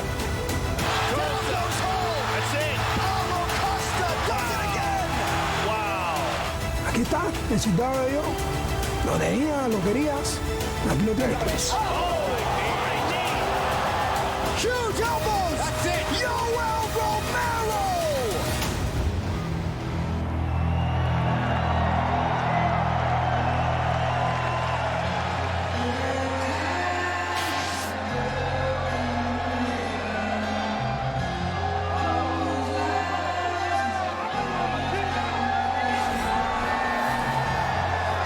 Short list of the scariest knockout artists in the UFC at present. Enter Paulo Costa, 4-0 in the UFC, all of those wins by knockout or TKO, a 100% finishing rate. Some have suggested this matchup with Yoel Romero, booked for a second time, might be too much too soon. I would submit to you that we won't know how good Costa is until we see him against the division's elite, getting his first crack at one of them tonight, Joe. I couldn't agree more. On paper, yeah, it looks like they're rushing him. But when you look at his fights, when you look at the way he destroyed former champion Johnny Hendricks, when you look at the way he smashed Uriah Hall, he's a special fighter. He hasn't been tested inside the octagon. I mean, Hall caught him with some good jabs and tagged him a couple of times, but he ultimately beat him down. And he's been able to do that to every single man that has stood across him inside that octagon. He's so exceptionally talented that this leap to fight the best of the best in Yoel Romero doesn't seem like much of a stretch. The one thing that we haven't seen out of Paulo Costa is going the distance. And if there's a guy that can do it, it's somebody like Yoel Romero, who's very hard to hit. But more than that, he can put you on your butt at any moment. He's so explosive, so fast that he can take you down. That has tended to really make people gun-shy against him. Will that make Paulo Costa gun-shy? That's the question we don't know yet. But there's no reason to doubt this man now. 12-0, knocking everybody out. He still has the tools to knock out Yoel Romero. The question is, will the tactics of Yoel Romero outweigh the hunger and the grittiness of this young up-and-comer? Costa went through 20 sparring partners over the last 8 weeks. These Fighter Odds brought to you by Poker Stars. Pound for pound, the greatest online poker experience in the world. Take on the best to win millions of prizes every day on Poker Stars. We have seen this line tighten a little bit here during fight week. Yoel Romero still holding as the favorite, -150. Paulo Costa in the +120 range tonight. He has hit the proven ground. He now awaits the Soldier of God.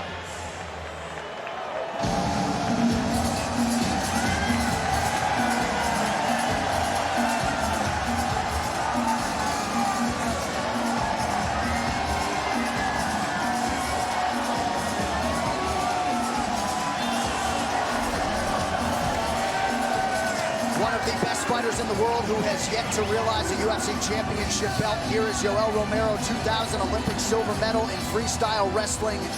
And everyone who faces this man, Joe, they live to tell about it, but they have some stories for life. Everyone, every single one who gets in there with him, they say he feels like he's made out of iron. If you look up athletic freak in the dictionary, this guy comes to mind. This is the man. I mean, he's a real savage when it comes to his wrestling, his ability to explode and close the distance, his ability to compete at an elite level. I mean, he's a truly, truly exceptional man. And to be able to still fight at this with no sign of slowing down at 42 years of age, it's unbelievable. John Jones, Alice Gustafson, #1 was my favorite fight to ever watch. This guy is my favorite athlete to watch in the octagon. I'm like a kid right now, such a fan that this is what I really love my job. I get to watch these guys and see why they're the best in the world. This man beat some of the greatest wrestlers on earth and made them look like they've never wrestled in their life. That is something that I grew up in the sport of, watching this man. He's 42 years old, still competing at the highest level, still looking like he's 26. It's incredible. The difference in their styles is Paulo Costa puts tremendous pressure on you, constantly moves forward, whereas Yoel will lull you into a false sense of security and then explode. And his ability to cover distance is truly exceptional. The love that this guy experiences all across the world because of his incredible ability is also amazing to watch. And we talk so much about the physical gifts, Joe, that maybe not enough about the high fight IQ, his ability to make adjustments. 6 third-round knockouts in the UFC, and in some of those fights, he has really had to rally. So Yoel Romero with another opportunity in front of him tonight. He says, I don't need to prove anything. I want to challenge myself. Thus, I signed on the dotted line. Detail the tape for this featured bout middleweight division is brought to you by Modelo, brewed for those with a fighting spirit. Yoel Romero, born in 1977. Paulo Costa was not. He is 28 years old. Costa the taller man by 1 inch. Yoel Romero has the reach advantage of 1.5 inches. All right, now for the particulars, back inside to Bruce Buffer. Ladies and gentlemen, this fight is 3 rounds in the UFC middleweight division. Introducing first, fighting out of the corner, a striker holding an undefeated professional record, 12 wins, no losses. He stands 6 feet 1 inch tall, weighing in at 186 pounds. Fighting out of Cartagena, Minas Gerais, Brazil, presenting the #7 ranked middleweight contender in the world, Paulo the Eraser Costa! And now introducing his opponent, fighting martial artist holding a professional record, 13 wins, 3 losses. He stands 6 feet tall, weighing in at 184.5 pounds. Fighting out of Coconut Green, Florida, by way of Pinar del Rio, Cuba, presenting the 2000 Olympics freestyle wrestling silver medalist and the #2 ranked middleweight contender in the world, Yoel, Soldier of God, Romero.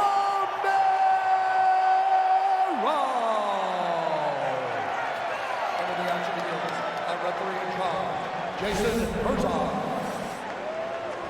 Big assignment for one of the best in the business, Jason Herzog. Brittany Palmer, thank you, dear. Paulo Costa. And Yoel Romero initially linked to fight at UFC 230 last November. That did not happen. It is happening here and now. Tonight's fight clock is brought to you by Modelo, brewed for those with a fighting spirit. Romero is in red out of the southpaw stance. Costa going orthodox, he is in black.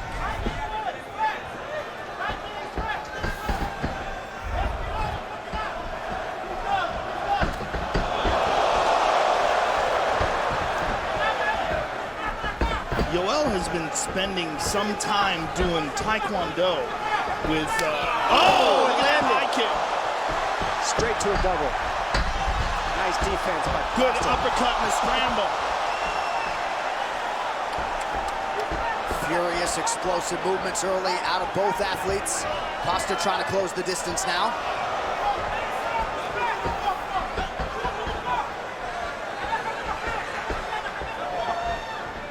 It is amazing how green Costa was when he showed up on season 3 of The Ultimate Fighter in Brazil. Oh! He clipped him! He's hurt. Knockdown for Romero! This is what we knew would happen. Oh my goodness. Back and forth. Just dropping each other. It is, and Paulo Costa just laughed at him. Looked like the Romero corner calling for some elbows. Yoel's not going to hear that advice. Costa to the body now. Good kick to the body there by Costa.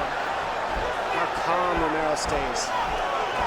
Both these guys, so much power. Costa went in with an elbow. Romero able to avoid it. Nice counter left there from Yoel. Romero just so fluent, like he never really overreacts to anything, just kind of lets it flow out of the way he moves. Paulo Costa like a piece of granite, just throwing rocks at him, it's crazy.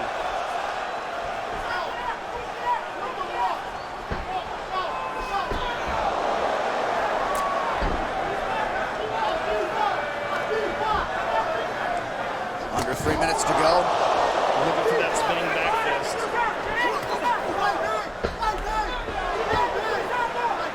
Costa keeping the pressure. Nice. He like rolls and then comes back with the left, double left. Oh! He tagged him with that right hand. A good kick to the body. Yoel seems to be eating one and then trying to fire back after eating it. I don't know if this is the best idea, being square on the fence with this man. He's taking some hard shots to the body, too. Costa doing a nice job raising the guard there. This is a high-paced first round. Oh, that landed right through the guard. Nice knees to the body by Costa. Oh, what happened? Did he hit him low? Costa maybe disputing Interesting. where that knee landed. We'll take a look back at it.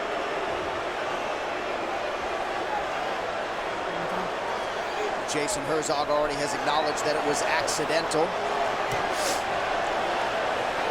As many of you know, Romero has up to 5 minutes with which to recover. Yeah, right on the cut there. No doubt about that one. Yeah, no doubt. And For those of you at home, it is delayed. Yes, there's a little bit of a beat, and then...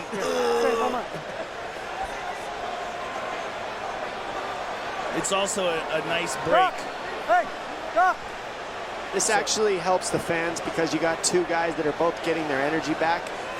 They're both extremely strong. That's a good way to look at it. Really, it's good for both guys right now. It is.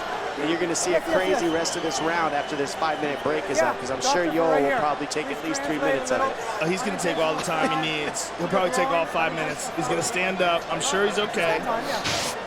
He's in pain, but I'm sure he's going to be okay. He's got a cup on. Look at that. Boom. No doubt about that. That hurts. Look at his face. He's playing it up. That'll fold anybody. Yeah.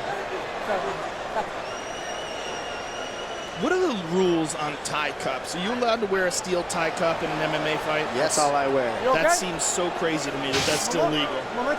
So, because, first of all, it provides an unnatural fulcrum for arm bars. And two, if you kick it, you're kicking metal. You're kicking metal, right. I mean, that seems nuts. Don't kick in the nuts. Definitely don't do that. Right, that's the payback. You kick me in the nuts, you're kicking metal. Here we go. We're back. Under 2 minutes here to go in round one.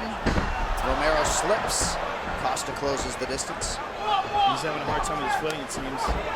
Costa goes to that inside leg kick.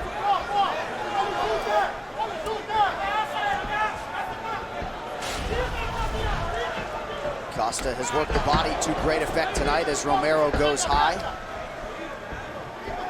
Romero has such a weird style. He's so loose and then he explodes. Look at that. That was like an inside crescent kick. Oh, big shots by Paulo Costa. Oh! Romero comes back. Romero seems to have a hard time with his footing. Like he's slipping around. Yeah, that's a good read. Oh, man. Brutal body shots by Costa. Oh, wow. The ability of both of these men to eat these power shots sitting this close is absolutely incredible to view. Under a minute in the round. I'll tell you what, anybody who thought Paulo Costa didn't belong here, all those questions have been erased. No pun intended.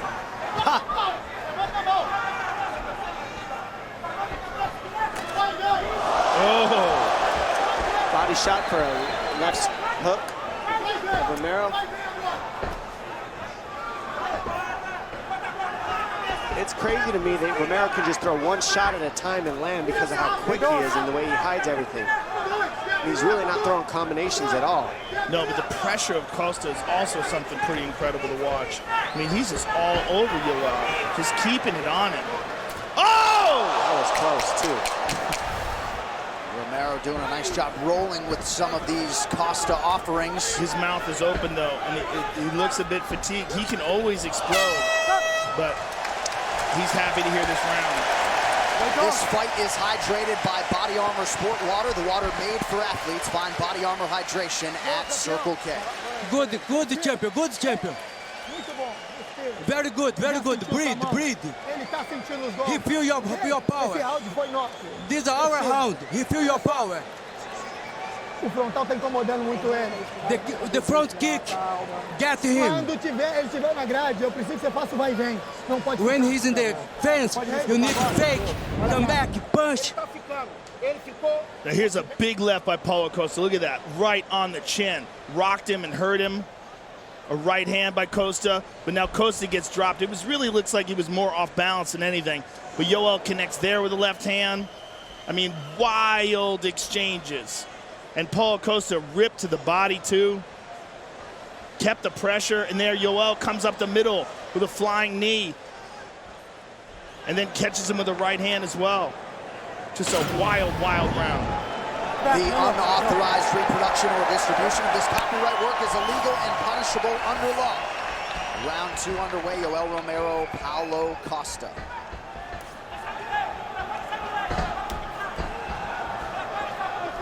I wonder if and when we will see Yoel utilize his wrestling. We haven't seen Paulo Costa off his back. Longest UFC fight for Costa, 7 minutes and 38 seconds. Woo! Man, he hits hard. He hits so hard, and his pressure is just incredible. Look at me, just constantly smothering. Pointing the toes to the body, now going high again. Beautiful leg kick, hard leg kick. Yoel switched stance immediately, and then he goes to the body. Nemiroff bold character since 1872. left hook to the body is nasty. Yoel's looking for openings here, but they just don't seem to be there.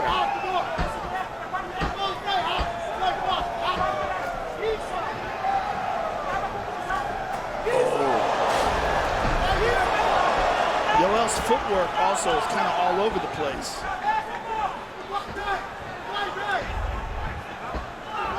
And I think that's just dealing with the pressure that Costa's putting on him. What a chin on this Romero. Yoel Romero has a wrestling-style footwork. That's why it looks all over the place. If you watch in a wrestling match, that's how he moves. And then he adds hands and other movements to it, knees, kicks. But right now, Paulo Costa's just pouring the heat on, but Yoel seems to be eating it and just almost like the rope-a-dope. But it's right now he's behind on the numbers, so he's better start firing. See, Costa has advanced 51% of the time. The thing about Costa that's so terrifying is his durability as well. Uriah Hall hit him with some hard shots, and he barely seemed to notice. And he's enormous for the weight class. I agree, Joe, but for me, it's the size of him, the power that he has, and then he doesn't get that tired. Yeah. That's what amazes me about Costa. He doesn't look to get too tired. Well, I talked to Waleed Ismail about his work ethic. He said it's just incredible. I mean, all the guy does is train. Yeah. He's got some Tony Ferguson qualities, right? 6-7 hours straight. And now we're seeing Yoel like land little things here and there. He's got that right jab that he's flicking out. He kind of ate some of the bigger shots earlier in this round from Acosta. Romero has certainly had a penchant for the rally in the past, as we acknowledged off the top tonight. Costa taking another breather here. Well, it's a lot of offense he's thrown, and this guy's still standing right in front of him. Good jab by Yoel, and he's not overcommitting to anything. He's just touching. Yeah, Yoel has beautiful hand speed. Just beautiful speed, period. He's just very experienced, Joe. He looks calm, cool, collected. He is eating more shots right now than Costa, but... No, keep fighting, good. Romero disputed that was an eye poke. Jason Herzog tells them to keep fighting. Under 2 minutes here to go in the round. This is the longest UFC fight now for Costa.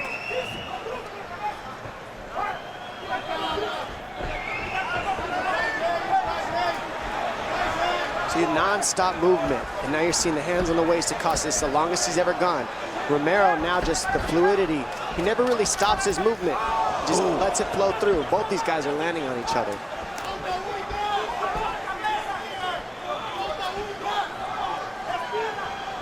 A little reset there from Costa, big deep breath. But he comes in tonight off of the best weight cut of his pro career, according to his coaches. Romero looked to just weather that early storm, but he's behind on the numbers right now, so I think he's down 2 rounds. He's gonna have to really pick up in this 3rd round, and stylistically, he hasn't tended to do that in the past, so I'm curious to see what he does to make up the difference. Because Acosta's pressure and his offense has just been a little bit much right now.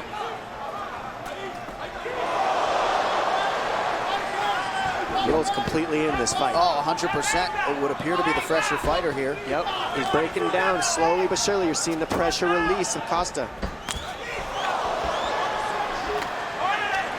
And Costa has stayed committed to the body throughout this fight. It doesn't seem to have necessarily taken its toll on Romero. Yoel caught him with that uppercut.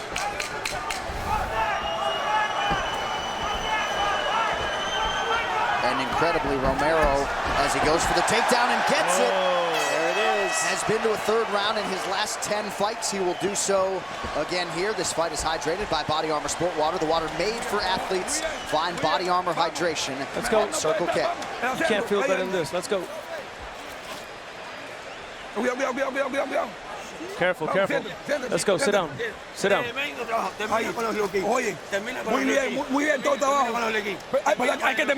Listen, you gotta finish low. You gotta finish low. Your work low is perfect. You gotta keep chopping low. You gotta keep chopping low. Big body kick here that you'll see from Costa. Ouch. Nice right hand, left hook lands. And then you see Yoel Romero here with that right straight, left jab, he goes left jab and then eats a body shot there. both these guys are letting it all hang out. This third round is everything for both these guys. Whoever wins this round wins this fight. Round 3 is brought to you by P3, the official protein snack of the UFC. Honda Center explodes here for these two world-class mixed martial arts athletes. Paulo Costa in black, Yoel Romero in red. Less than 5 minutes to decide this one now.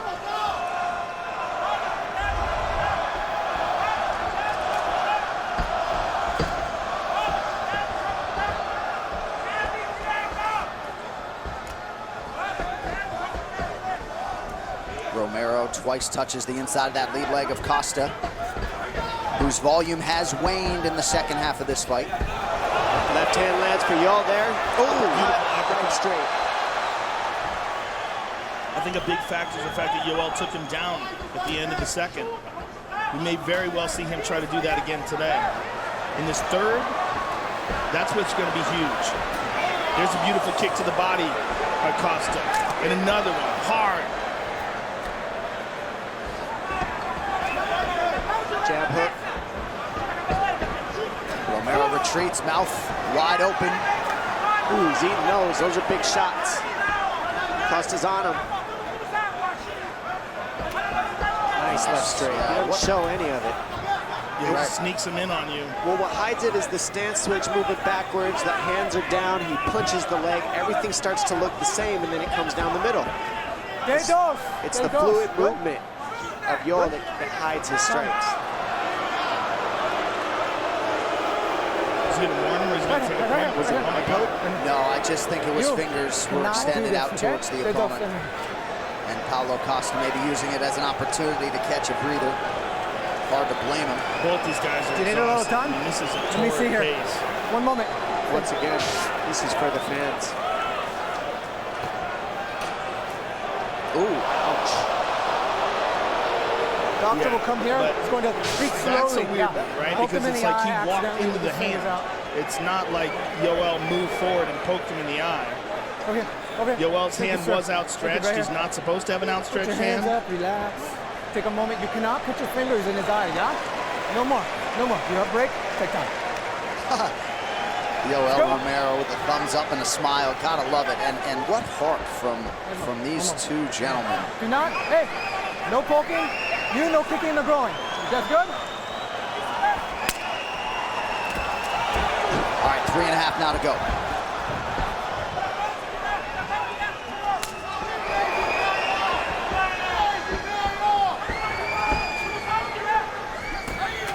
There's a legal mark. 6 third-round finishes for Yoel Romero, tied for the top mark all time in the UFC. This has been a big round for him, obviously, in the past.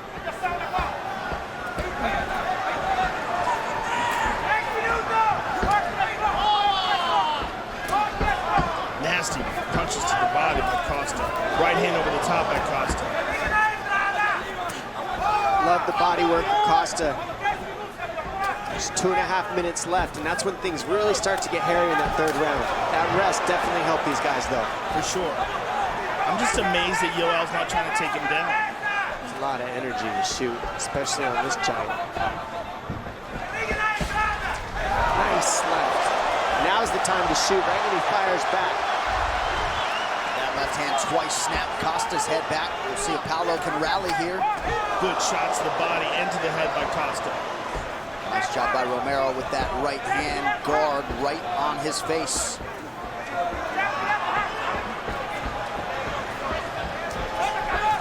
Oh, back fist. Nice.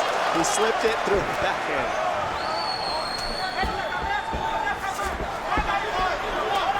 Nice Good uppercut. Nice. Good left hand. Turning it up, yo. Oh. Costa says, come get some. Woo. This is what everybody wanted to see. This fight right here. Awesome. Oh! Uppercut from Romero. His left eye pretty swollen at this point.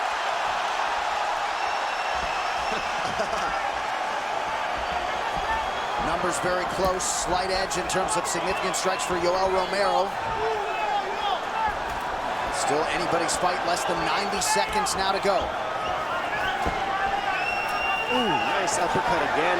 Those are the best punches, the lefts and the uppercuts for Yoel Romero, especially when he's walking in here. Nice backhand. Back of the hand again. Paulo slowing down a bit here. Finishing the round strong is the veteran. Yoel Romero. Costa's getting annoyed. Less than a minute to go in a fight that has certainly lived up to the hype and then some.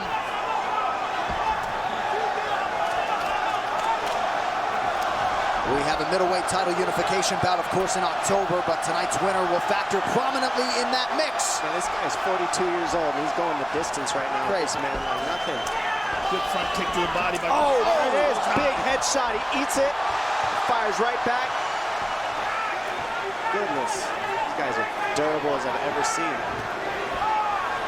Romero's one of the most durable humans that's ever walked the face of the earth. Period. I agree. Just crazy. The shots he's absorbed tonight. Nice inside trip. Huge. Oh, Paulo Costa digs the underhook. Tries to reverse it. They get back to their feet. That's a takedown for Costa. Or excuse me, takedown for Romero. Final seconds of this one, and a standing ovation in Honda Center as Paulo Costa and Yoel Romero go the 15-minute distance. Mixed martial arts, folks. That was as advertised. That was as advertised. That was one of the rare fights that absolutely lived up to all the hype. Just amazing. Incredible fight. I love that. Glad that I got to watch that. Paulo Costa came in 12-0, trying to get what would be far and away the biggest win of his professional life. This fight replay is brought to you by Nemerov Bolt Character since 1872. And we'll look back through some of this. Costa, left hook, just floors Romero. Romero comes back with his own. Got the rope-a-dope here, trying to wear out Costa up on the fence. Big knee up the middle through the guard of Costa, follows up with some big punches. Beats Costa up on the scramble, lands a 2-3. Nice body kick, lands to the ribs of Romero, he eats them all. And these guys just trade back and forth, 2-3s. Big right straight by Yoel. Another body shot by Costa, just trying to take the air out of Romero, and a beautiful run-through power double to end the round there. And here's the third round here. Romero really pouring it on. Costa saying nope, and then keeps getting punched. Nice uppercuts landed for Yoel. The lefts and the uppercuts were the biggest ones, and this head kick was so close, but Yoel eats it like some cookies, moves on forward. Both fighters seemingly believe they have done enough to win the fight tonight. These fighter stats brought to you by Poker Stars. Pound for pound, the greatest online poker experience in the world. Take on the best to win millions of prizes every day on Poker Stars. Head strikes, decided advantage for Yoel Romero. Paulo Costa, of course, working the body very well. A knockdown on each side. Costa advanced more often than not. Yoel Romero was not given credit for that final takedown by our statisticians, unofficially 1 for 4 on his takedown attempts here tonight. Some huge scorecards coming your way here. The official decision brought to you by Metro by T-Mobile. Catch all the action with Metro by T-Mobile's knockout coverage and unlimited data. With the decision now is Bruce Buffer. Ladies and gentlemen, after 3 rounds, we go to the judges' scorecards for a decision. All 3 judges scored this contest 29-28 for the winner by unanimous decision, Paulo the Eraser Costa.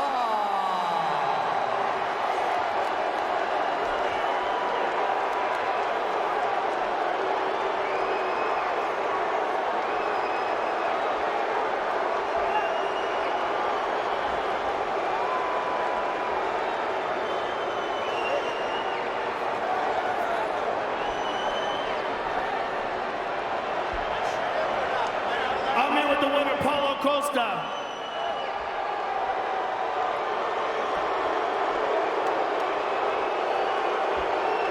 Paulo, that was an incredible fight. That was one of those fights that lived up to the hype. Was this the fight that you were expecting?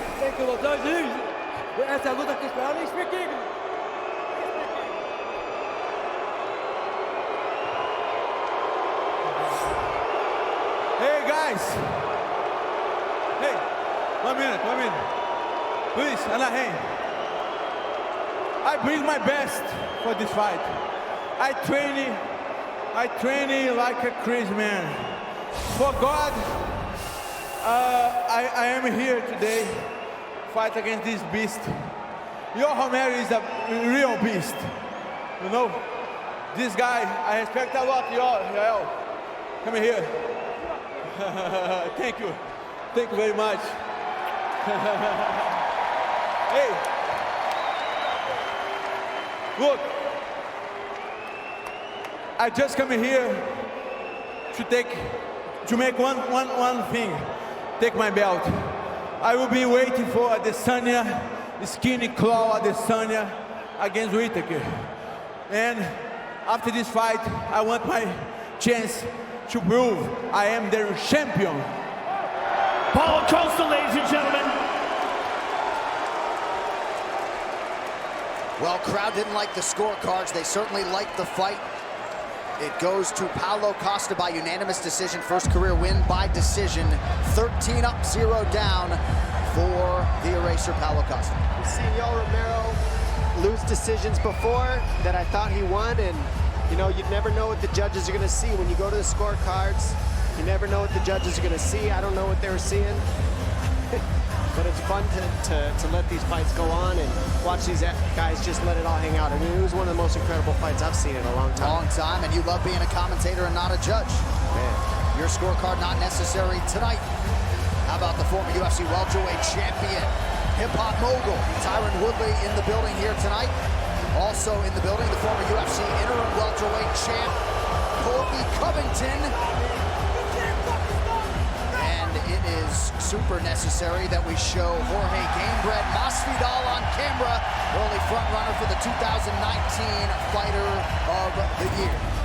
All right, these locker room shots brought to you by P3, the official protein snack of UFC. Anthony Showtime Pettis has rediscovered the dynamic form that saw him win and defend a world title, and you can argue no fighter or matchup has ever motivated him as much as this one tonight, as he draws that man, Stockton, California's Nate Diaz. For Diaz, a fight he also wanted in the worst way, and here in his 24th UFC appearance, Nate Diaz is back, and he will try to make a statement against Showtime Pettis. Well, as many of you know, it has become appointment viewing on Tuesday nights, and the Contender Series continues with its third season, coming up this Tuesday, the 20th of August. Here is the entire fight card for the next episode. You can see it live on ESPN+.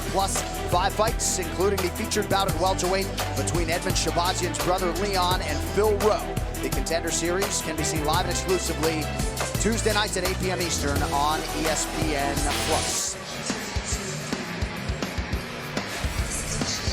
Well, we are in Anaheim, California here for UFC 241, Cormier versus Miocic 2, brought to you by the official frozen meal of UFC, Never Just Eat, Devour.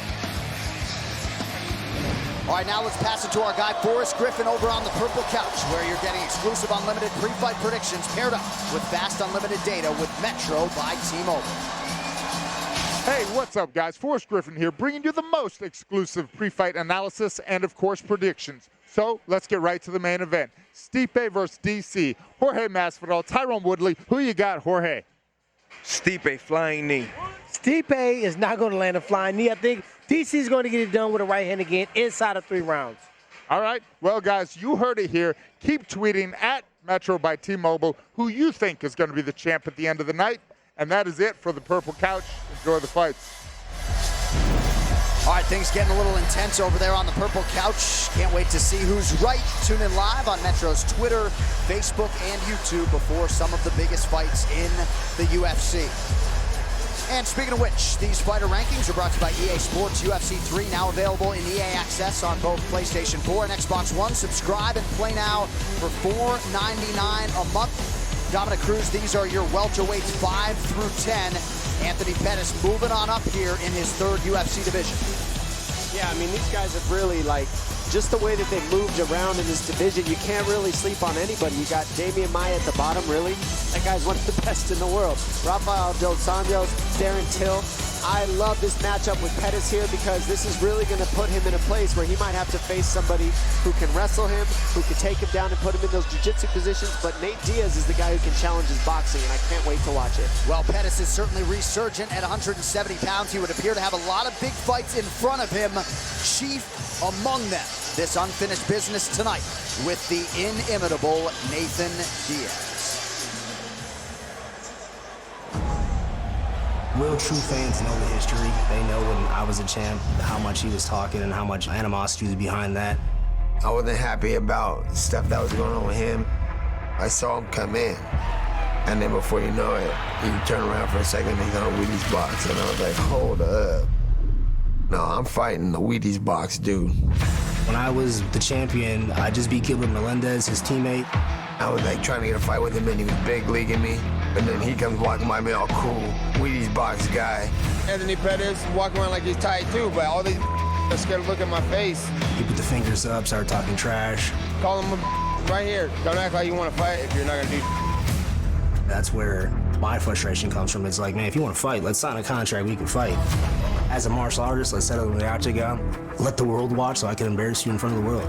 We should have fought a long time ago, but here we are now, and I think it's all about to go down. Anthony Pettis versus Nate Diaz is a very intriguing fight. Nate Diaz has been out waiting for a fight that interested him. This is one of those fights. Oh! Nate's hurting him! He's hurting him! Nate Diaz beat Conor McGregor in their first fight in a crazy upset. He's got him flattened out! He's got the choke! He tapped! He tapped! And then lost a razor-close decision in their second fight. Oh! Nate Diaz is going off! He's got an iron chin. He has fantastic boxing technique. He's very talented on the ground. Outstanding! And now he gets a chance to fight a surging former champion in Anthony Pettis. Oh! Big right hand and Wonder Boy's out! Showtime, Pettis! Anthony Pettis has a unique combination of traditional martial arts skills along with lightning-fast submissions, particularly off of his back. Showtime is back! And if you relax for 1 second with Pettis, a left high kick is coming towards your neck. Oh! That's it! They're gonna finish! And it's all over! When the lights come on, it's showtime. You know, I always want to put on a show. Oh my goodness! Did you see that? I'm looking forward to just put my hands on Nate Diaz. I just want to expose him. Nate's not as good as everybody thinks he is, and you will see that August 17th. When it's time to fight, it's time to fight. You're not gonna just run me over. Oh, he might be out on his feet! Nate Diaz has done it! It's not about making gestures and flipping each other off. I'm gonna punch him in his face as much as I can until the ref stops it. Oh my goodness! I'm just gonna show up, make it happen the way I want it to happen, and win the fight. Oh! He's gonna break the arm! It's all over! I come to fight, and we'll see what happens.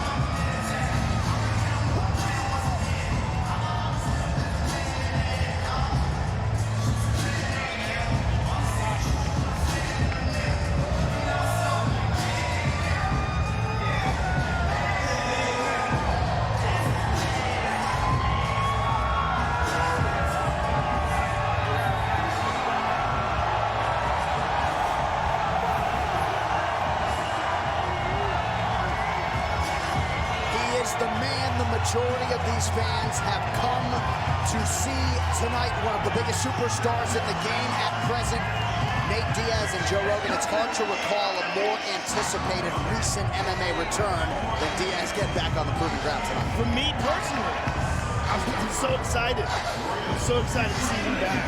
Look, Nate Diaz is a fighter's fighter. He loves to scrap. He's got outstanding boxing. He can submit anybody in the world on the ground.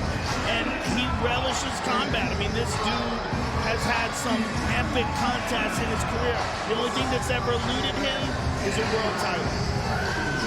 Nate Diaz has hit the inspection zone. This prep point is brought to you by Devour Frozen Foods. Bring home and bite into the Octagon crust of their new line of extremely meaty and cheesy frozen pizzas. It's a hard thing to follow. I don't really know what to say. All I'm going to say is he hasn't been eating meaty or cheesy, as you can see by his abs. So Nate Diaz is ready to go. What I'm excited about is really to see how he deals with the low kicks, because we've seen in past fights, he's been kicked in the legs, didn't really deal with them the best. Has he filled in those adjustments in 3 years? Because we know Pettis is going to attack his legs and then work up the body from there. I'm sure he knows that too. Well, he's been training a lot with Kid Cope, world Muay Thai champion, and he's been working with him as a coach. I'm sure they've been working a lot on checking those kicks and avoiding the full arsenal of Anthony Pettis' kicks, but can he implement that inside the cage? We're going to find out. Those fighter odds you see there brought to you by Poker Stars, pound for pound, the greatest online poker experience in the world. Take on the best to win millions of prizes every day on Poker Stars. Anthony Showtime Pettis has held as a slight favorite throughout the week. Nate Diaz can be had as an even money underdog tonight if you are so inclined. Diaz is back inside the octagon. He now awaits his budding rival, the former lightweight champion, the man they call Showtime.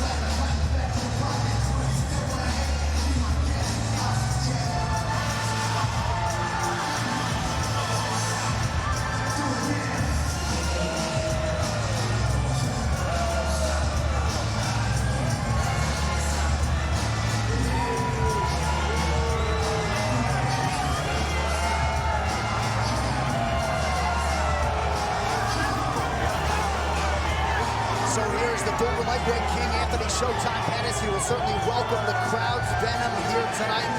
And Dominic Cruz, this is a man who has a highlight reel that stacks up with any fighter in the game. It's not just flash, as he puts it. It is flash with some serious substance. And it's no accident. He sets everything up. That's why he gets those huge, crazy knockouts. He throws 2 or 3 shots just to see how you react. And then the fourth one that lands is the crazy Showtime kick, the crazy move, the crazy finish.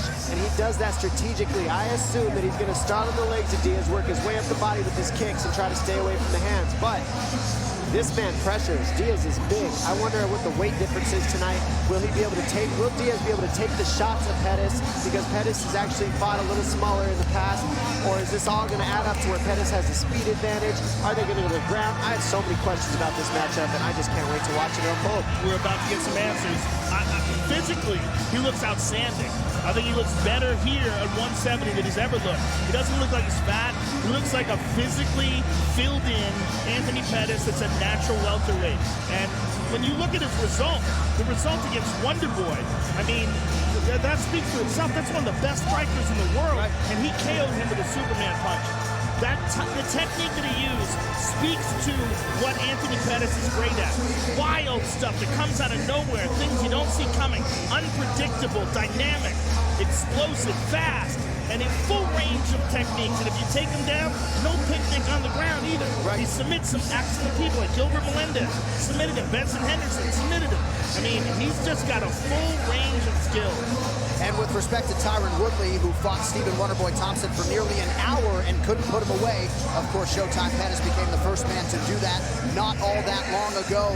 In terms of fighting Nate Diaz, Joe, there are some things that he tries to draw you into. And Pettis has talked a lot this week about mentally calming himself down, not playing into the antics, if he's flipping you the bird, and that's another thing that Pettis inevitably might have to deal with here too. Well, he most certainly will, but I think he's prepared for it, and I think he relishes it.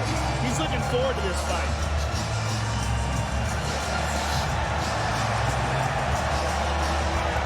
They have been on each other's radars for nearly a decade. It shall be done tonight. This tail of the tape for the co-headliner is brought to you by Modelo, brewed for those with a fighting spirit. Showtime Pettis 32, Nate Diaz is 34. Diaz the taller man by a couple inches. He has a 3.5-inch advantage in reach.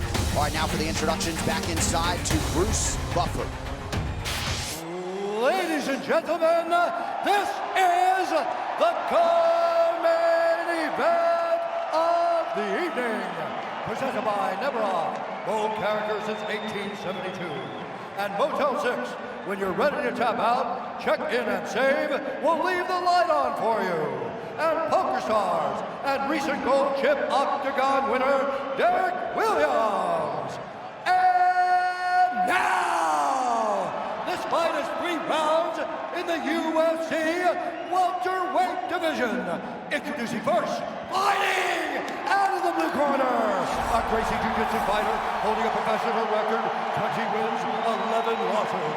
He stands 6 feet tall, weighing in at 170 pounds. Fighting out of Stockton, California, presenting the Ultimate Fighter Season 5 winner, Nate Diaz.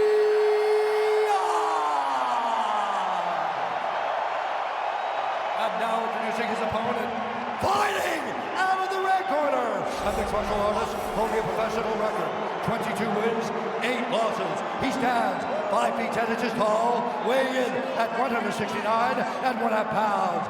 Fighting out of Milwaukee, Wisconsin, presenting the former WEC lightweight champion and the former UFC lightweight champion and the #7 ranked welterweight contender in the world, Anthony Showtime Pettis. And the action begins, our referee in charge, Mike Beltran. Mike Beltran, our referee. Brooklyn Wren hustling to her seat. She wants to watch the co-headliner tonight. Anthony Showtime Pettis. It is the 4-1-4 versus the 209 Nate Diaz. Ceremoniously ending his near 3-year layoff here tonight. This fight clock is brought to you by Modelo, brewed for those with a fighting spirit. Southpaw versus southpaw. There goes the low kicks. Right away.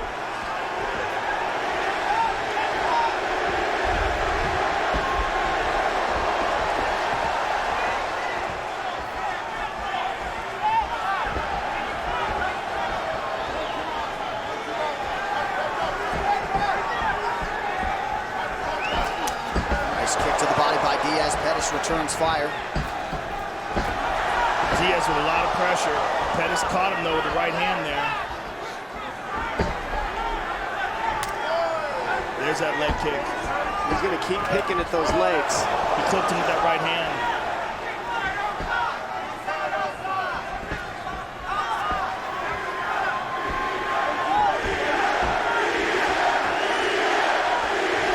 Pro-Diaz crowd trying to get behind their fighter. Pettis caught him behind the ear there.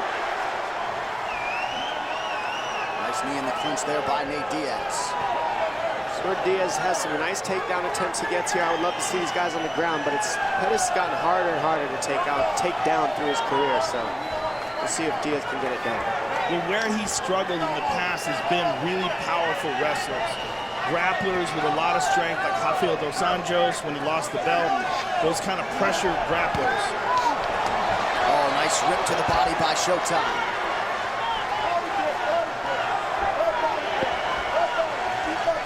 Diaz supremely conditioned as usual. And again, attacking that body of Anthony Pettis, coming up on 3 minutes here to go, round one of a possible 3. Oh, there's that high kick. Beautiful combination by Pettis. And that's what Josh Thompson caught Diaz with a few years back. And you see Pettis is making those reads and adjustments himself.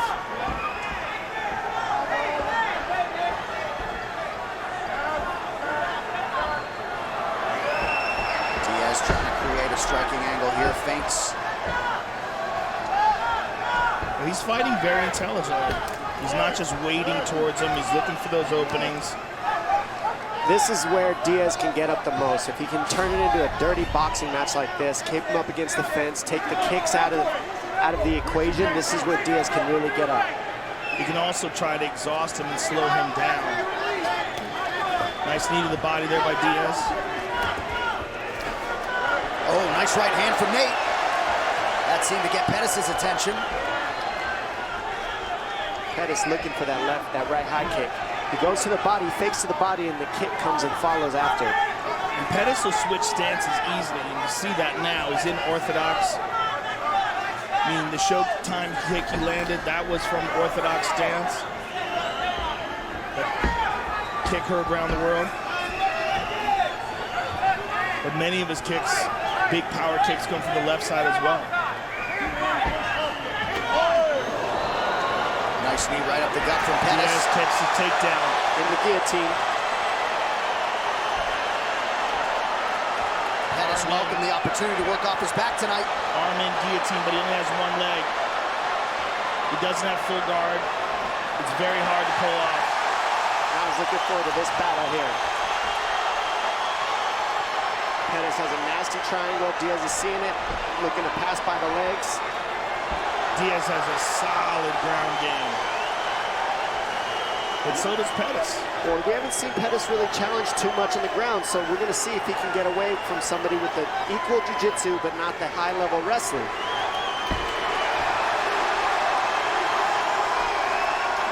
Diaz applying pretty good pressure here. Pettis told us on Thursday, though, he wasn't going to defend takedowns. He welcomed this fight. He gave up his back. This is not good. He's trying to explode, but Diaz is going to wind up on top. Full mount. He's squirming, hip escape, nice shrimp. Very nice move there, but Diaz is still on him like glue.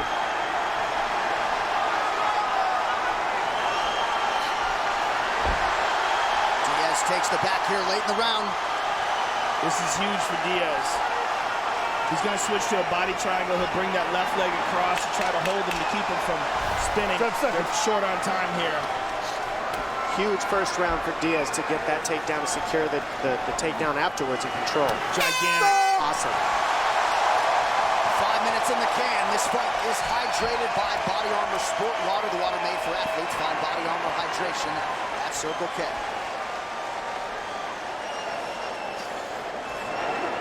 Ice on the back and on the stomach.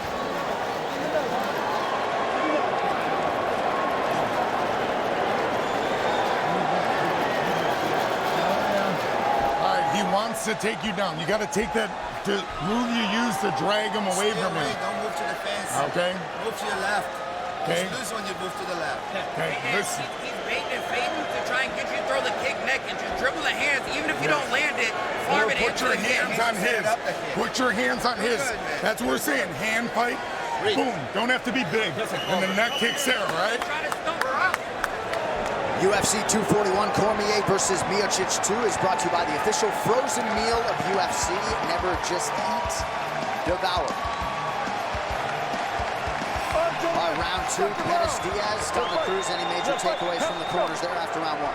No, these guys are both just making the right reads. I mean, the first round was great by Diaz. We'll see how he adjusts. Oh, he hurt his shin. Yeah, that hurt. His leg gave out there. They went shin to shin, and Pettis took the worst of it. Nicely placed knee by Diaz right near that knee of Anthony Showtime Pettis.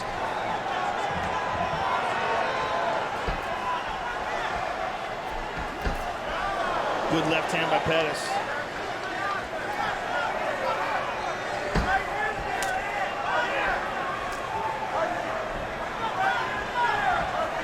Go. Some swelling around Watch your that fingers, right both eye of you of Nate guys. Diaz. Watch your fingers.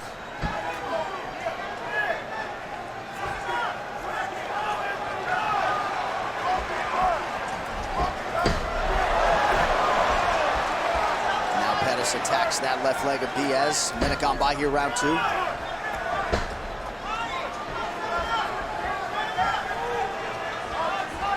Can't let let Diaz lull you into a false sense of security with his body language.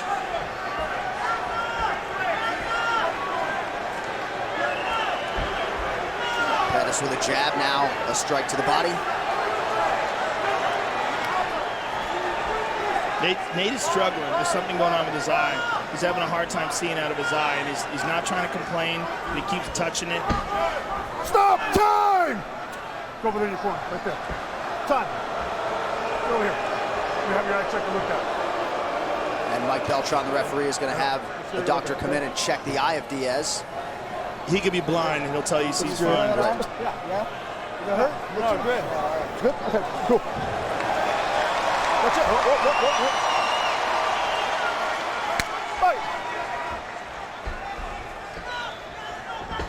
Don't always see a referee with a delayed reaction bringing in the doctor, but perhaps he thought it was a poke that caused that damage and eventually called the doctor in, gave Diaz a little blow. Ooh! Nice right hand by Pettis. That kick barely missed, and those are the inches that Anthony Pettis misses once, but if you keep giving him opportunities, he will connect with that. Nate is doing a good job of staying on top of him, smothering him, making it difficult for him to uncork those shots. He's crowding Pettis, and that's what you have to do in order to force him to use his hands instead of his kicks and knees. Nice knee to the body there by Nate. Good body shot by Pettis.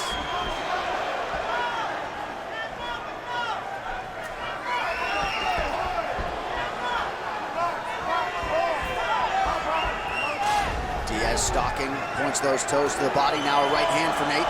Nate takes the back. Pettis looks like he's fading a bit. It's a lot of pressure he's eating. Yes. Straight on the Kimura. Loses it. He winds up on his back here. Terrible. Basically gave up side control here. There's a scramble. I mean, if he could submit Nate Diaz off his back, boy, that would be a huge feather in his cap. He's up. Oh, it's a knee. Beautiful knee by Nate.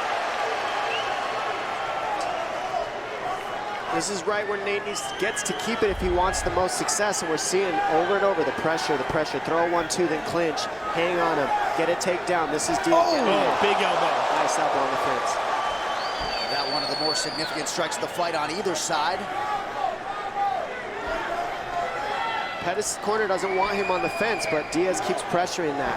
The space that Pettis needs, because he's looking for kicks more than hands, is what's causing him to move back. Good right hand by Pettis. Beautiful jab from Diaz. That one's stunned. Showtime. Diaz took a big, deep breath. Pettis is hurt. This is where Diaz loves these fights to be. Yeah, he knows when you're tired. And wars of attrition. He starts going on. Yes. I mean, the Diaz brothers are both known for having sensational cardio. What I love about the Diaz brothers, too, is up against the fence, they control the hands so well. They're always grabbing your wrists. They're always grabbing your elbows and your hands, you see, and that just makes it such a pain in the neck to fight. Big knee up the middle, right hand by Nate. Right hand counter from Pettis, and then he eats an uppercut from Diaz. Just these little short punches, you don't get a chance to breathe. He just keeps coming with them. You never relax. Diaz has thrown about 75 more strikes than Pettis. Pretty good cut above the right eye of Nate Diaz now. Another nice knee to the body by Diaz. Right hand by Pettis. That was a good elbow by Pettis. Watch your fingers. Not sure what strike it was that caused the cut on Diaz, but it is a significant one now. An elbow from Pettis. Beautiful short uppercut from Diaz. Phone booth warfare.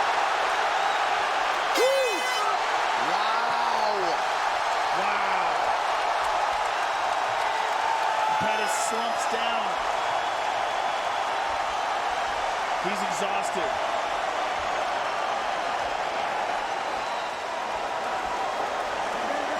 Let's take a look at some of that wild action from that round.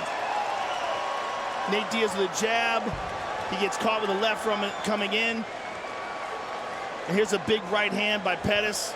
And just barely missed with that high kick. And here's two nice knees from Diaz. Boom! And here's another one. excellent knees. He landed several knees to the body in the clinch as well. He was coming on strong. Combos and straight. Combos and straight, please. Okay? Yep.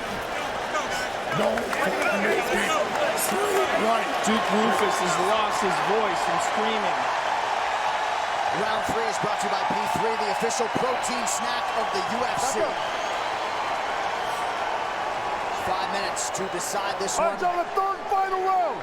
Ready, fight. Dom, you've seen something on that right foot of Showtime? Yeah, Showtime's right ankle is just cashed right now. Nice and swollen. That's from throwing kicks at the shin and the knees and just getting checked. A lot of times you kick somebody and you hurt yourself worse than you hurt them. Here we are, right back in the phone booth.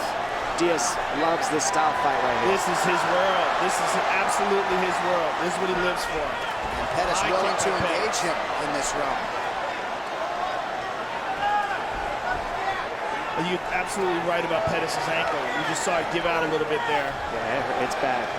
But when you got swelling, it makes it less stable. That's when it starts moving and sliding around, when you got the swelling in any joint.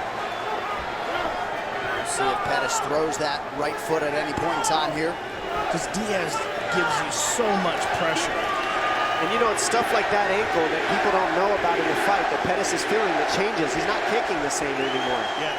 And these are things that you forget about. There's pain in this stuff. And it limits what you throw sometimes, changes the whole game plan.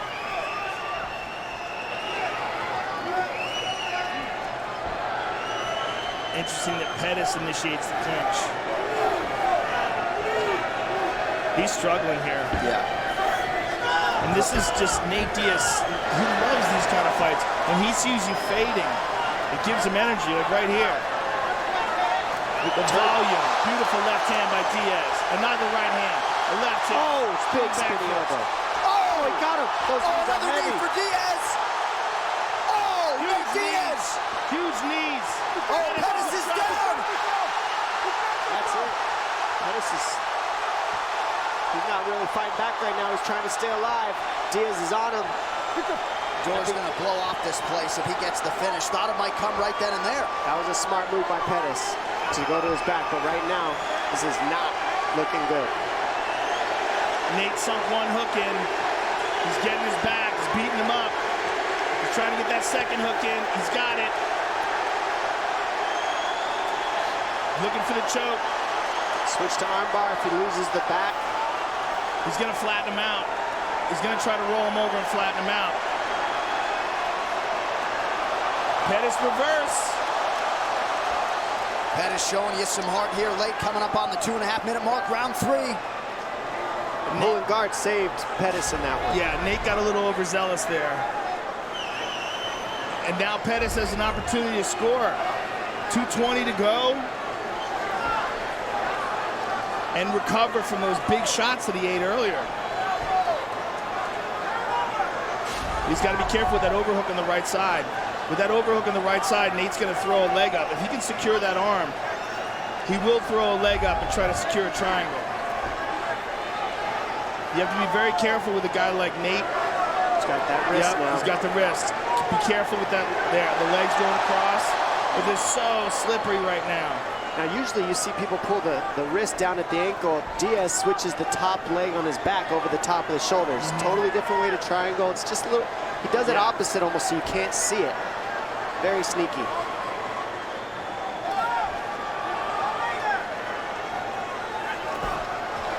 Pettis loaded up Pettis there. with some good ground and pound, and Pettis gets out of there. He's recovered.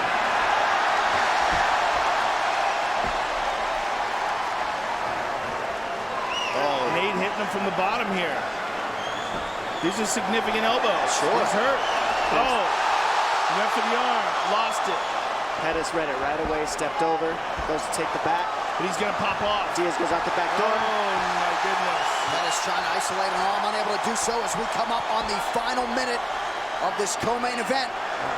High-level battle on the ground right here between these two, and I love watching it because they're making the right decisions. Pettis trying to block the hooks in from Diaz. Diaz keeping the waist, punching. Looking to throw another hook in. Probably throw that left hook in there. He's got him. He's got the back. He's He's got both hooks.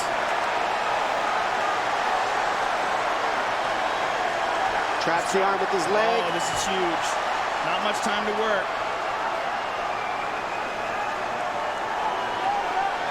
Diaz has thrown nearly 300 total strikes. He's got the arm on the chin. He's got it on the chin.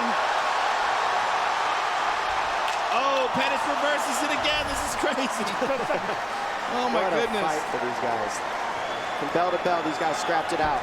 Awesome triangle. It goes in. Pettis steps over. Good defense. Awesome fight. What a fight. Nice show of respect there by Anthony Showtime Pettis and Nate Diaz. What a fight. And for those who maybe thought the layoff would be a factor for Nate Diaz, it certainly was not. Back and seemingly better than ever tonight. Dominic Cruz's ring rust, is that real? No, it's not. I'm telling you, just prepare. Be in shape. That's what Diaz does. All right, let's take a look back at the action, Joe. This fight replay brought to you by Nemiroff, bold character since 1872. It certainly didn't seem to be a factor tonight. Ooh, that's the one that hurt his ankle right there. Diaz checked it, and that is crucial. We said, will he make the adjustment? And he did. And right here, Diaz starts pouring it on. 1-2 down the middle. Uppercuts. Non-stop, flooding him with offense. Pettis throws a spinning back elbow, doesn't quite connect. Nice knee by Diaz, and that starts the onslaught of almost getting the finish. Gets a little overzealous. He just keeps firing the knees. Pettis is eventually able to reverse that position, but look at these shots that landed by Diaz throughout the fight. Nice job by Mike Beltran, the referee, to allow Pettis to stay in that fight. These fighter stats brought to you by Poker Stars, pound for pound, the greatest online poker experience in the world. Take on the best to win millions of prizes every day on Poker Stars. You see the numbers. Nate Diaz with the striking advantage in all 3 rounds, particularly there in that second round. Unofficially, Diaz on the significant strikes, 106 of 215 at a 49% clip tonight.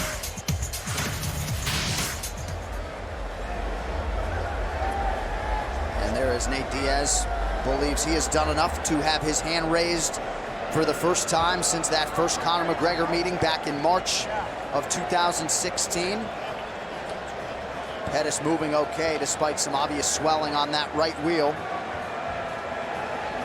Bruce Buffer is in there. The official decision now brought to you by Metro by T-Mobile. Catch all the action with Metro by T-Mobile's knockout coverage and unlimited data. With the scorecards now is Bruce Buffer. Ladies and gentlemen, after 3 rounds, we go to the judges' scorecards for a decision. The judges score the contest 30-27, 30-27, and 29-28 for the winner by unanimous decision, Nate Diaz.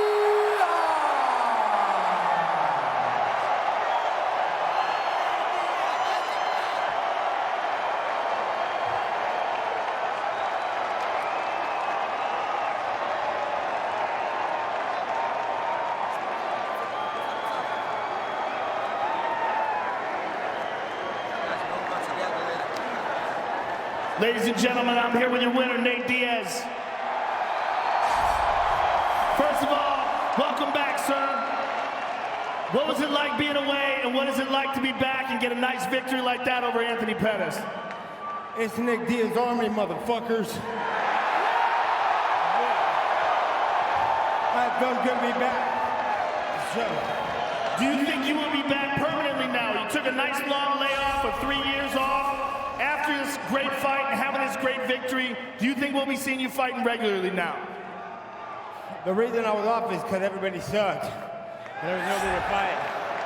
But with this belt, I want to defend it against Jorge Masvidal. Had a good last fight. Good last fight. All respect to the man, but there ain't no gangsters in this game anymore. There ain't nobody who does it right but me and him. So I know my man's a gangster, but he ain't no West Coast gangster. You know what I'm saying? Well, that would be a fantastic fight, Nate. This was a great fight for you tonight, a great fight to come back against a guy like Anthony Pettis. Was there anything surprising about this tonight? No, I just worked out a little different this time. I worked out probably more like he does, so I could push the pace from the beginning, because I'm used to five-round fights, so I got fucking tired trying to go hard. I think I do better in a longer fight, making it happen the way it's supposed to happen. Congratulations, sir. Enjoy your victory. It was great to see you back. Shout out to my corners, Richard Perez, the best boxing coach in the world, my partner who runs the Nick Diaz Academy, Randy Smith, and the legendary Ron Gracie, the man Gracie Jiu-Jitsu, Stockton, California, baby. You already know what's up. Nate Diaz, ladies and gentlemen. Nate Diaz back in a big way tonight. That post-fight interview was brought to you by Modelo, brewed for those with a fighting spirit. Well, as you might expect with the Southern California backdrop, the stars are out. There's the undefeated WBO welterweight champion, one of the best pound-for-pound boxers in the world, Terrence Crawford, the UFC's reigning featherweight champ. Max Blessed Holloway made the trip here from Hawaii for this one. And El Cucuy, Tony Ferguson. A lot of support for him here in the great state of California. Well, if Khabib Nurmagomedov versus Conor McGregor feels like it was a lifetime ago to you, you're not alone, but in 3 weeks, the most dominant force in the game is back, and he takes his act to Abu Dhabi. The biggest fight in UFC history, Khabib Nurmagomedov, Conor McGregor. Oh! Massive right from Nurmagomedov! But Khabib's all over him here. He's got it. It's under the neck. There it is. There's the tap! Khabib Nurmagomedov! Undefeated lightweight champion. Khabib Nurmagomedov is going to be out for a pretty substantial length of time. The question is, what now? Dustin Poirier, Max Blessed Holloway. One of them will leave with the interim lightweight championship. He hurt him. Big power shots for Poirier. Dustin Poirier put on the performance of his career. This is a piece of the world title. I want to unify this belt with the best. Khabib, we got a belt to fight for. We got a deal done in Abu Dhabi with Khabib taking on Dustin Poirier. Him interim lightweight champion. I am real lightweight champion. We have to fight. Does he have a chance against Khabib? Dustin's taken out champions. Gaethje was a champion, Eddie champion, Max champion, but Khabib was the guy. It's the toughest fight he's going to get. I love this fight. Champion versus champion. We will all witness a piece of UFC history. Khabib Nurmagomedov is one of the most dominant in the history of the sport. He smashes people. I'm most dominant UFC champion. I'm gonna maul him. I'm the best fighter in the world. When I do the best, it's damage people. I got to put this guy away. I'm going out there for one thing and one thing only, and that's to bring back the belt. I can't wait to see how this plays out. It is officially appointment viewing on Saturday, September 7th. UFC 242, Khabib versus Poirier. We will be live on pay-per-view from Abu Dhabi, ESPNplus.com/PPV. The UFC Lightweight Championship unification bout. Special 2 p.m. Eastern time for the main card, 11 a.m. in the West. Also an outstanding co-main event in that same division between Edson Barboza and Paul Felder. Islam Makhachev against Dabi Hamosh, Curtis Blades, and Shamil Abdurakhimov in an important heavyweight tilt as well. So that's the main card on pay-per-view. And here are the 4 prelims you will see leading into that pay-per-view. Don Madge still waiting on an opponent. I can tell you all these fights are coming your way on FX and also at a special time at noon Eastern, 9 a.m. Pacific, leading into the main card on pay-per-view.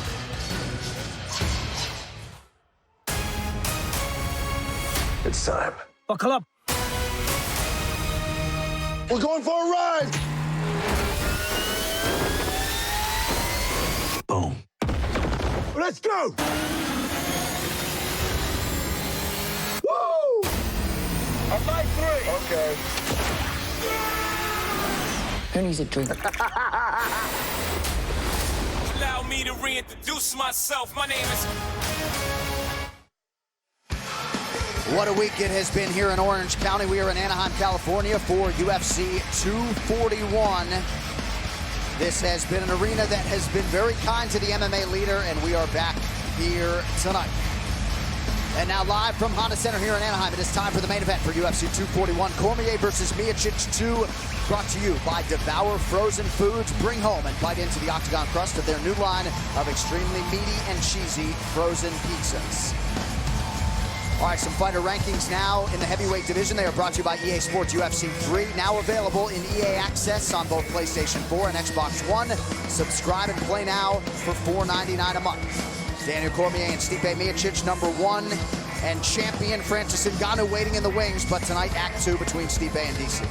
Well, the heavyweight division is absolutely the most important division in all combat sports. The winner tonight is the baddest man on the planet. The real question here is who's next?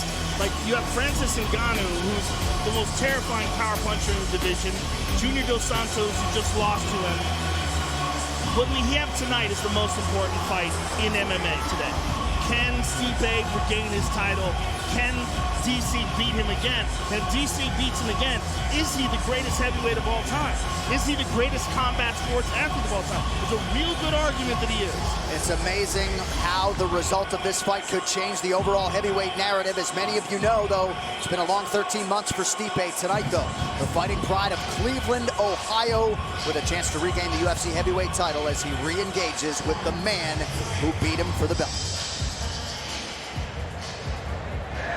Here is the two-time United States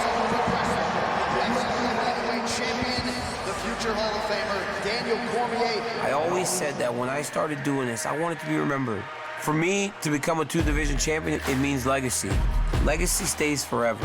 Everything else fades away. Never before has a UFC light heavyweight champion moved up to challenge the active heavyweight champ. So here is the no-nonsense UFC heavyweight champion, Stipe Miocic. On paper, this is the most accomplished UFC heavyweight champion this octagon has ever seen. I beat Stipe Miocic and become the heavyweight champion and the light heavyweight champion. I may be the greatest fighter of all time. He hurt him! It's out! Oh! It's out! History! UFC history! Daniel Cormier is the UFC heavyweight champion! One of the greatest of all time! Unprecedented, rarefied air! Stipe Miocic set a new standard for this division, and Daniel put all of that to bed tonight. I'm a two-division champion, baby! The reason I wanted to rematch with DC is that I know I'm a better fighter. I know than him. I know that I can win the fight, and I'm going to prove it. I felt like I was a better fighter. I felt like I was winning the fight, and I just caught with a good punch. Sometimes you win the lottery.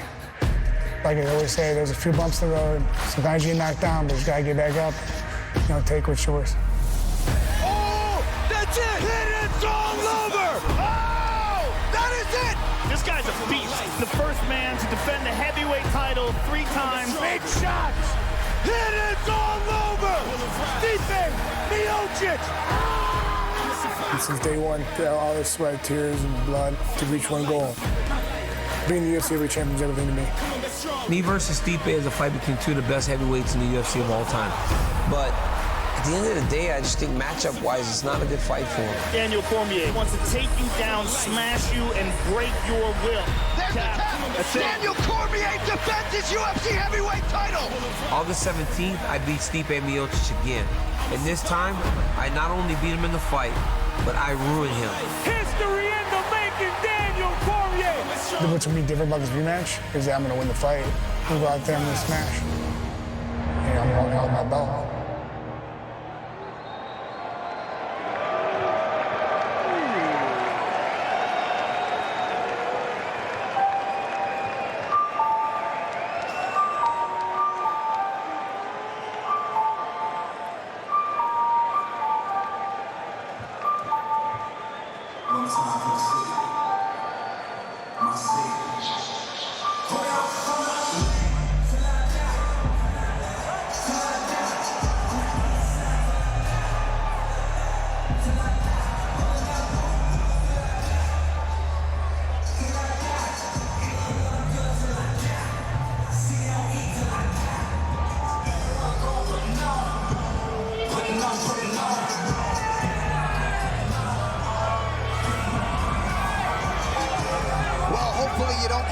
fire in the greater Cleveland area tonight because there is a second order of business for the Valley View and Oakwood Fire Departments. Their man, the former UFC heavyweight champion, Stipe Miocic, making the walk here tonight. And Joe, he's been very dismissive of DC's first effort against him. He has called it fluky, he has invoked the word lottery, and he can put all of that to bed in a large way tonight by getting this series even at one. Well, all that has frustrated DC to no end, but in his defense, he's been frustrated to no end. He was almost passed over for Brock Lesnar. It felt like that was a disgrace. He's the most successful heavyweight champion of all time. He's the only man to ever win 4 world heavyweight title fights. He won the title off of Fabricio Verdun, and then he defended that title 3 times. This prep point brought to you by Devour Frozen Foods. Bring home and bite into the octagon crust of their new line of extremely meaty and cheesy frozen pizzas.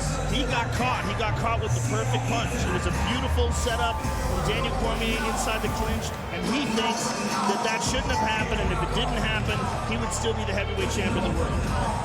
Is that dismissive of DC, or is he just saying that to get DC and to goad him into a firefight where he thinks that he can overcome better? Who knows? We're going to find out soon. I always toy with this idea, like, does that help Stipe believe in himself more?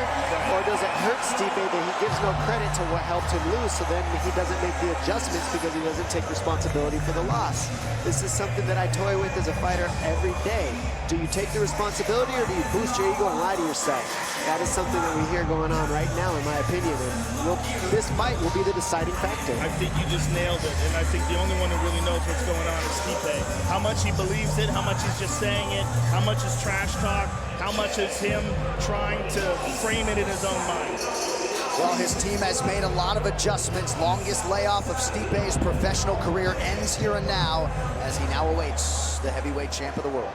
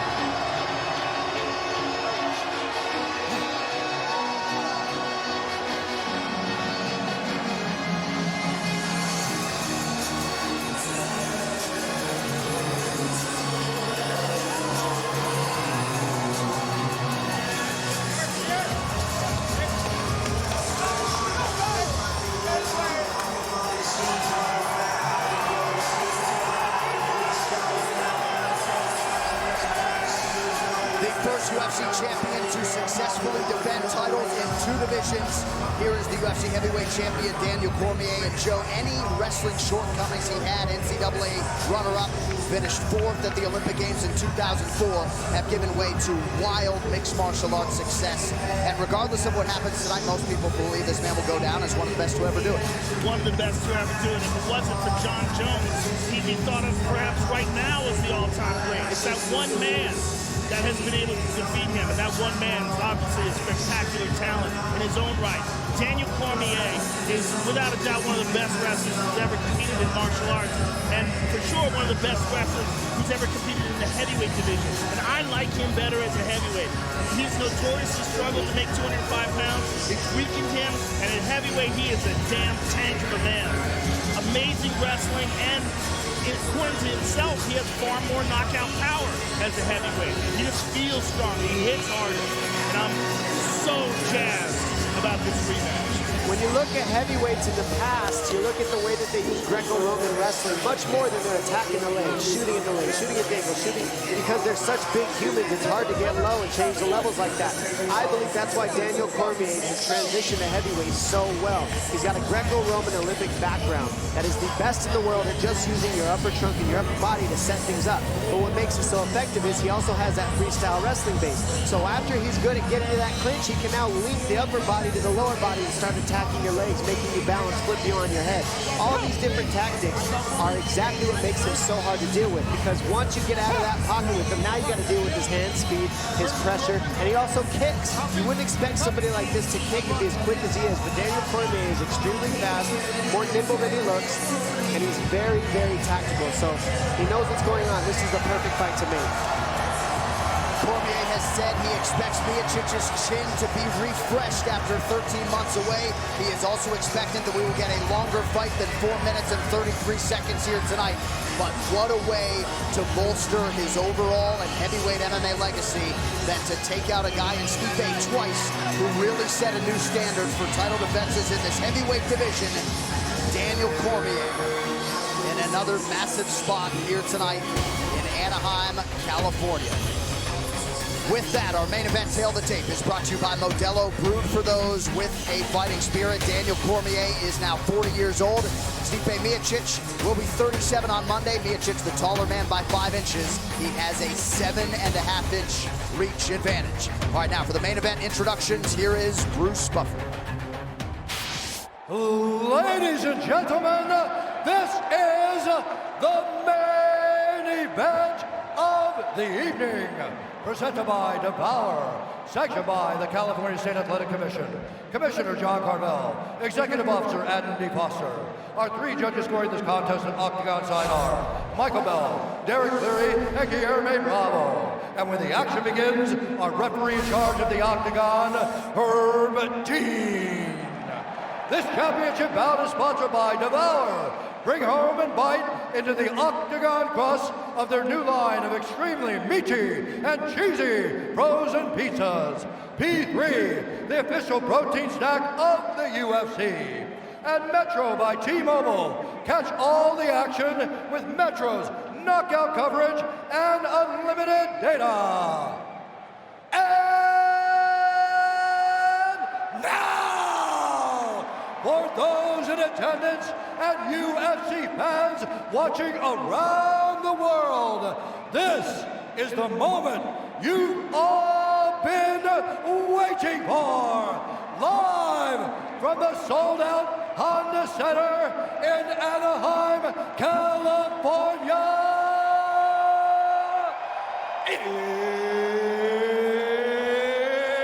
It's time! 5 rounds for the undisputed UFC Heavyweight Championship of the world. Introducing first, fighting out of the blue corner, a mixed martial artist holding a professional record, 18 wins, 3 losses. He stands 6 feet 4 inches tall, weighing in at 230.5 pounds. Fighting out of Independence, Ohio, presenting the former UFC heavyweight champion and the #1 ranked heavyweight contender in the world, the challenger, Stipe Miocic.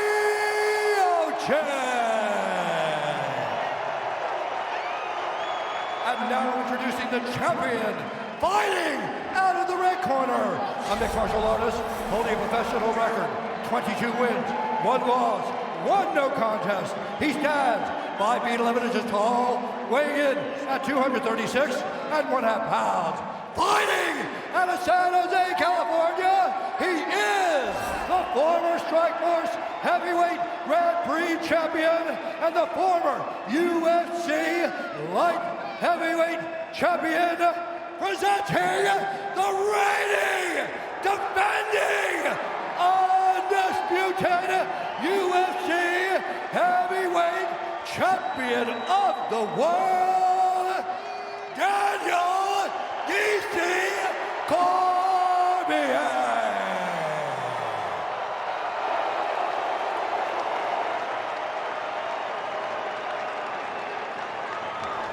Gentlemen, you know the rules. Protect yourself at all times. Follow my instructions. We're going to keep this clean. Touch gloves and let's do it.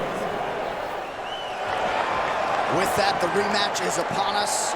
Cormier, of course, defended this belt against Derek Lewis back in November, had back surgery shortly thereafter.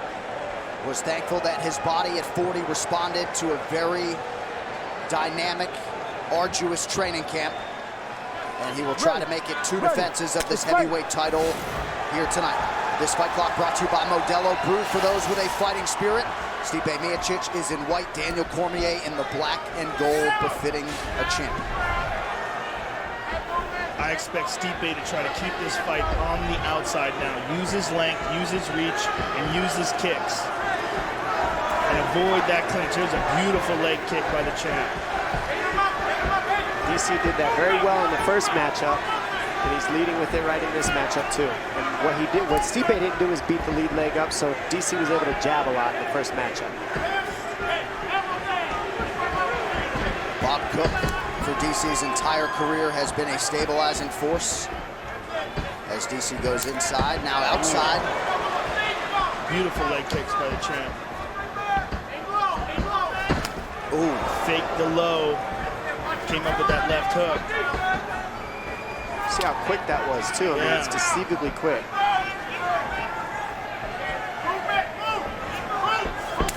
Stipe has taken down everybody he's fought. He's the one person he didn't, and he gets the takedowns early. Will he make that adjustment? Will he try to take down DC at all? Well, the only one who's ever been able to do it is John Jones. So is that the deciding factor in the first fight? That's what we're going to find out in this one. He just clipped him. He just grabbed a hold of him with the left and hit him with the right uppercut. Oh! He hurt him again. 2-3 lands.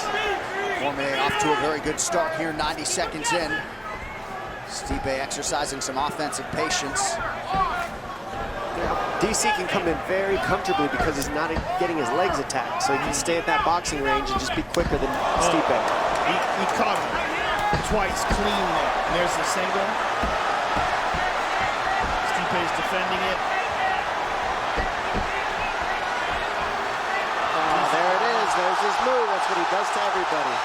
High crotch, head on the outside single. What does he do with it, though? He jumps up and drops you on your back.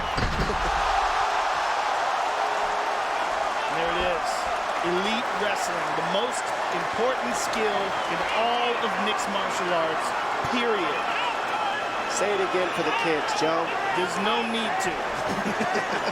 Everybody knows at this point. There's only 2 champions, Max Holloway and Robert Whittaker. They're the only 2 champions that exist in men's MMA right now that aren't wrestlers. Yeah, flat on his back. Stipe just looks a step behind already in this first round. Cormier out of the half guard here. We'll see if he can work for a dominant position. Not at all the start Stipe had envisioned. No, this is terrible for Stipe. And he's got to really protect his face from here, because Daniel will come with some quick punches. And he likes being in that half guard position because he can kind of hold him there with the leg. Now he's in full guard. Stipe's trying desperately to push off, but Daniel's got his left arm wrapped behind his back. See that? And Stipe gets that clear. Right now, Stipe's sitting flat on his back, isn't using much energy, but he's looking for an opening to get to a hip and try to use some energy, but he's staying calm right now, so he's not getting too tired down here. DC's not doing a ton from the top either. Just enough to keep Stipe down. Much was made of Miocic tipping the scales 12 pounds lighter than he did for the first meeting. His corner insists he's not just faster, but also stronger. But in these situations, does give up some weight.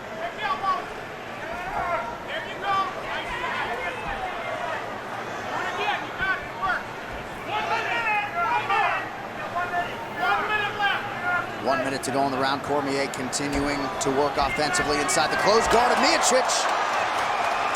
And now, more importantly, DC knows he could take down Stipe. And hold him down. Yep, keep him there. And he's beating up his body now. It's forcing Stipe to move.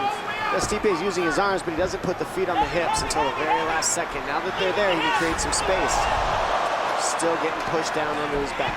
Nice up kick a moment ago by Miocic, but on the wrong end of the total strike equation for sure. This fight already now longer than the first meeting. Right now, DC's just out hustling Stipe in these little transitions that we're seeing. Hammer fist. Oh! Stipe's in real trouble. He's in real trouble. Yeah, those hurt. Those are heavy. He's blocking some of them. Don't grab the fence. He's blocking some of them, but a few of those hammer fists got through.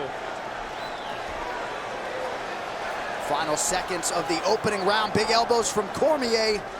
All champion in round one.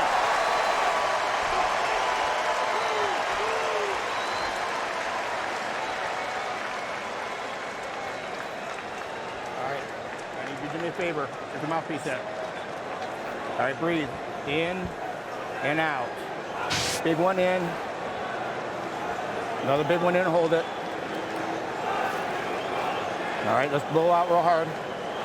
All right, relax. All right, here you go, some water. All right, hey, listen. Stay over the head next time he wrestles, okay? Listen, you're waiting a little bit. You're not moving enough. You got to move a little bit more on the outside. Let's take a look at some highlights a little bit more from that first round. There's a beautiful leg kick by Daniel Cormier, and here's the big takedown. He's just looking for a spot to dump him. Boom, and there it is. Look at that jab. And here's some nasty ground and pound by Daniel Cormier. Just a completely dominant round by Daniel. Stipe wasn't able to get out anything on his feet, wasn't able to prevent the takedown, and basically just survived on the ground. It took a ton of punches. And man, a tale of two corners. Seemed like a lot of discouragement in that Miocic corner. We'll see if he can respond here in this second round. Here's that jab of Stipe. I'd like to see more of that from him. There's the inside leg kick, but he's got to prod him at the distance. He can't just stand there and wait for DC to give him an opening. DC's fast. He might be 6 pounds heavier, but he's from a different weight class, and he moves fast. Certainly appeared to have the advantage in hand speed in the first meeting. Nice knee to the body there by Stipe. This is what Stipe needs to do. Keep that distance, use that reach. And he's got a significant reach and height advantage. Straight right got through for Miocic. Kick to the body. Here's a couple of good punches by Stipe. This is what he needs. And he can't do that. He can't stand in front of DC. DC grabs the hands and then he gets past him by throwing a 1-3-2. So he grabs and then 1-3-2. And it's just a little too quick for Stipe to see it. And Stipe's not moving. He's standing in front of him while this is happening. Oh, big elbow from Cormier.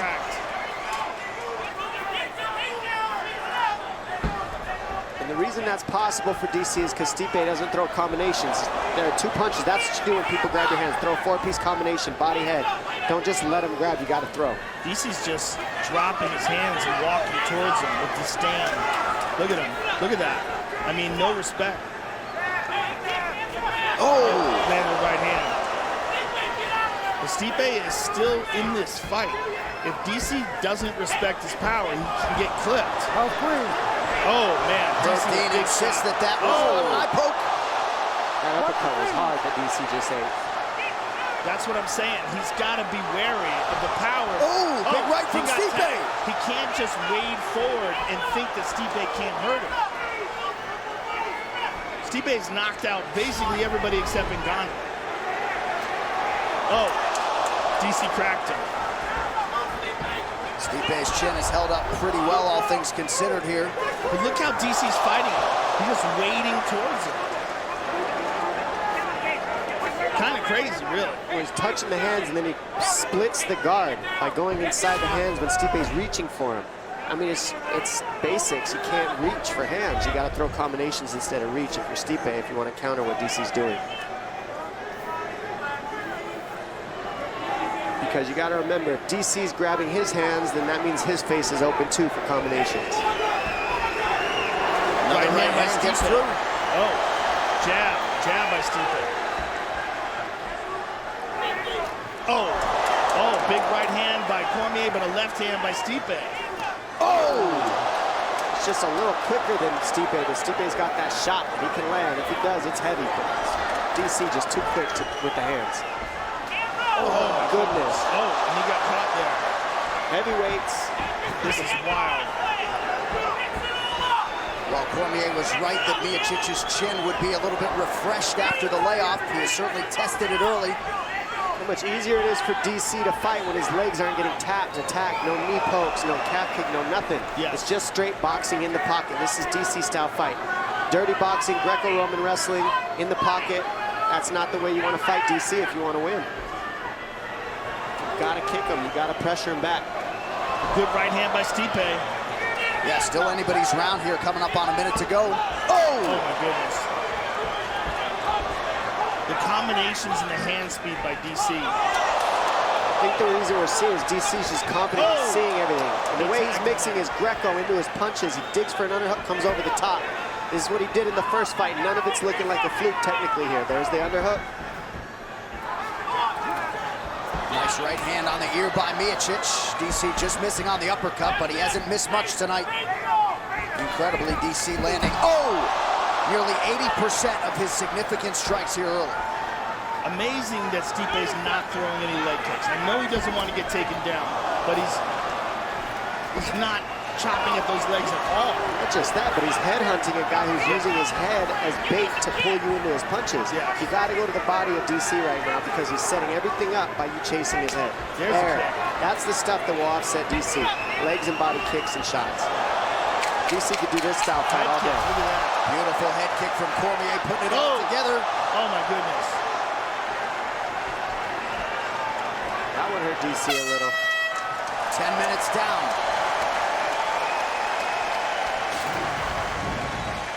Check out this eye poke here. Thumb right in the eye. Ouch, and then a jab. Left hook and a right uppercut from Miocic to say, hey, don't poke me in my eye. DC grabs the hands, 1-2 down the middle. These guys are trading in the phone booth right now. Nice uppercut off the clinch. Bink. That looks familiar from the first fight. The total opposite of what we wanted. Let's go out there, mix up the punches and kicks. Give me some kicks, give me some wrestling. And when you're in there, would you please keep your hands up? When you're in there, punch, okay? When you're in there, I want you punching. Don't him get off first. You got to beat him to the punch. Am I losing? No? But that's too What are close you of gonna a do? round. What are you gonna do? Next, mix it up. There you go. Everything's power. Very interesting. DC just asked, am I losing? Round 3 is brought to you by P3, the official protein snack of the UFC, and perhaps he said that in part because Bob Cook, his chief corner, said that's the opposite of what we want. He did eat some big shots in there. There's some urgency in that corner because they are aware that if Stipe does catch him, he can put him out.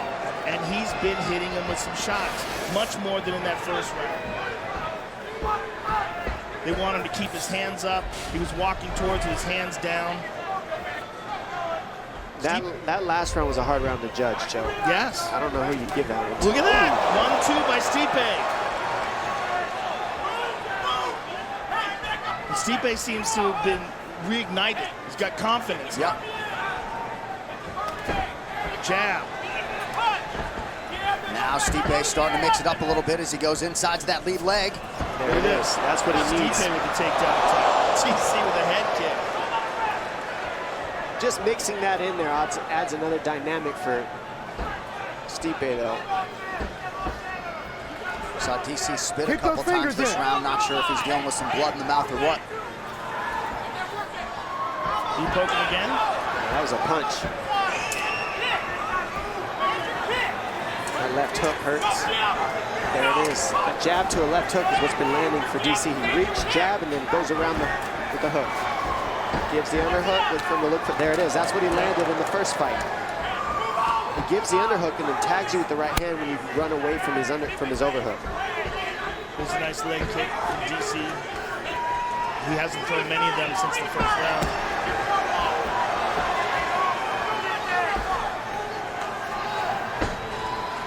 A lot of volume from Cormier tonight.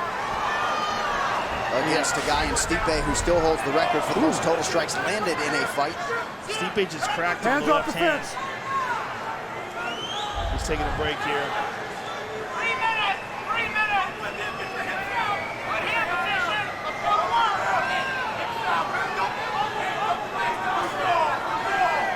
DC just spit a lot of blood out of his mouth. Under 3 minutes here, round 3. Nice knee to the body by Stipe.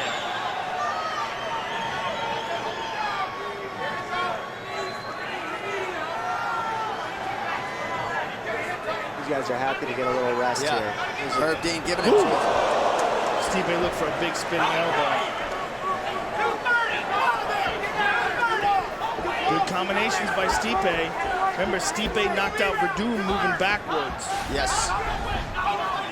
Salient point that. Miocic certainly starting to find the range here as this fight continues. I'd like to see him throw more jabs.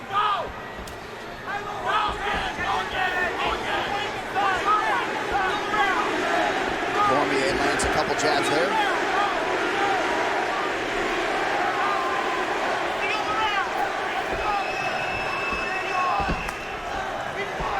Nicely timed kick to the body for the champion. That jab's just tagging Stipe up. Just like the first fight, that jab's working all night for DC. There it is. That's what Stipe needs to do, is let his combinations go and stop waiting for DC to fire first. There's a right hand by DC. Look at this. Stipe with double underhooks. Nice takedown. Look at that. Stipe with the takedown. And the knee to the body. Strong round for the former champion. DC wants to get that takedown back. Bat takes a bad shot. Stipe is able to take advantage of it, get behind him. Not much done with it. Just enough to keep DC sharp.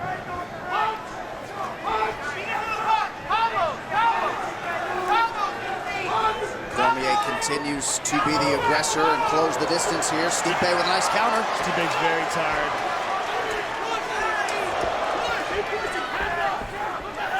And so is DC. Both these guys, this is a grueling fight.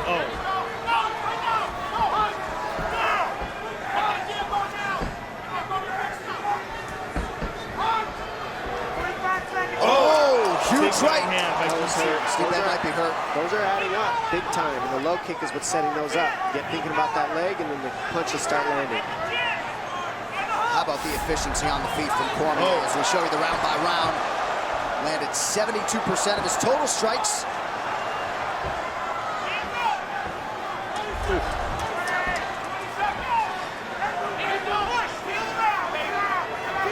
DC kind of fights with that Diaz style too, sort of like it's just constant pressure, grabbing the hands, punching through the hand grab, clinching. It's a style that you see in some, but not everybody can use it. DC is very good at it. And just after Stipe lands a big right, Cormier counters with a couple. Likely 3-0 for the champ. But these are hard-fought rounds. Championship round. Let's breathe. Let's breathe. Breathe first for me. Breathe first, okay? Hey, listen. You know you're way too close, right? You gotta, listen, you can't try it, you gotta do it. You gotta move your feet, you gotta do it, okay? Keep your hands up. And if you're inside, slide around the right in the angle. No. We have 2 question marks. Look, put it up a couple Do it on the no. You got the first for sure. I need you to just focus on what we're going to do next. Okay. Smart fight activity, okay? I need you to be smart, okay? Keep punching and kicking. Keep your feet moving. And keep to be first. Punch first, all right? Good combo. Keep your damn hands. Keep your damn hands up. Keep your damn hands up. UFC 241 Cormier versus Miocic 2 is brought to you by the official frozen meal of UFC. Never just eat, devour. Even more enthusiastic Bob Cook saying, keep your damn hands up. Right. Come on. And Rosendo Sanchez chiming in. Pick your power shots. We have arrived at the championship rounds. Round 4.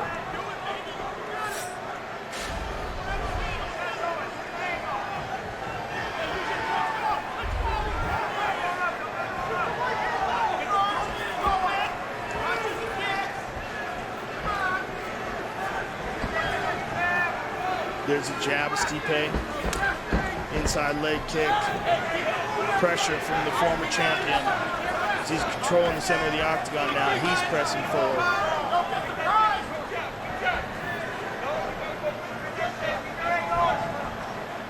Perhaps Cormier taking a little bit of a breather here early round 4. Now he engages. Well, he's taking big, deep breaths. I mean, this is a grueling fight.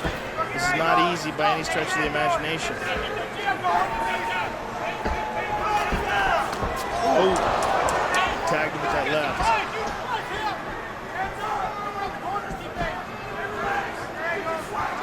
The thing about these shots, these are big shots, and he's got to explode to do, right? And in doing so, he's not taking Stipe out. Stipe's still here. And every time he does that, the battery gets drained a little bit more. And of course, the first time these two men fought, Stipe had gone 25 minutes with Francis Ngannou 5 months prior. So the chin certainly holding up better tonight, despite the efficiency and accuracy of Cormier on the feet. Yeah, that was one of the speculations amongst the pundits when they talked about how quickly Stipe went out. Was he still damaged from the Ngannou fight because he got hit with bombs in that fight? I mean, he managed to make it through that fight and won the decision, but it was a fight where there was a lot of heavy shots exchanged.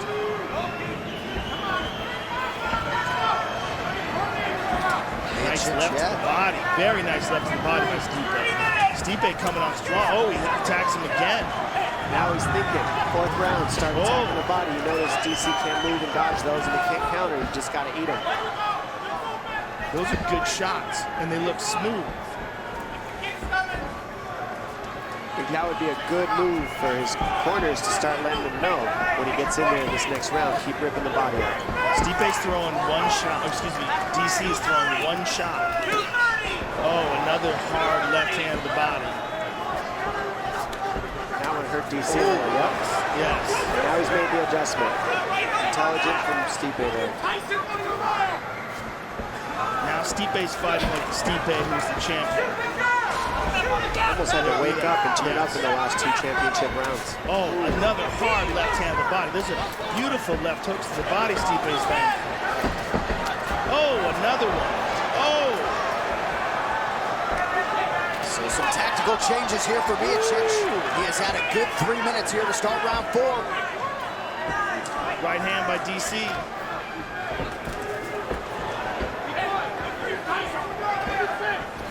Oh, again. He is digging, and he goes up top, too. Thinking that DC's going to block the one to the body. Oh, right hand by DC. Yeah, it just seems like Cormier's punches are doing more of the damage. 90 seconds to go in the round.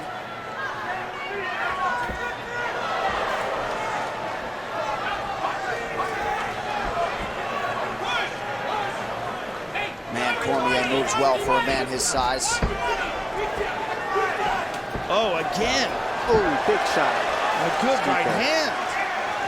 This is a great round for the former champion. Best round so far for Stipe. For sure. Look at that. Moving slick. Yep.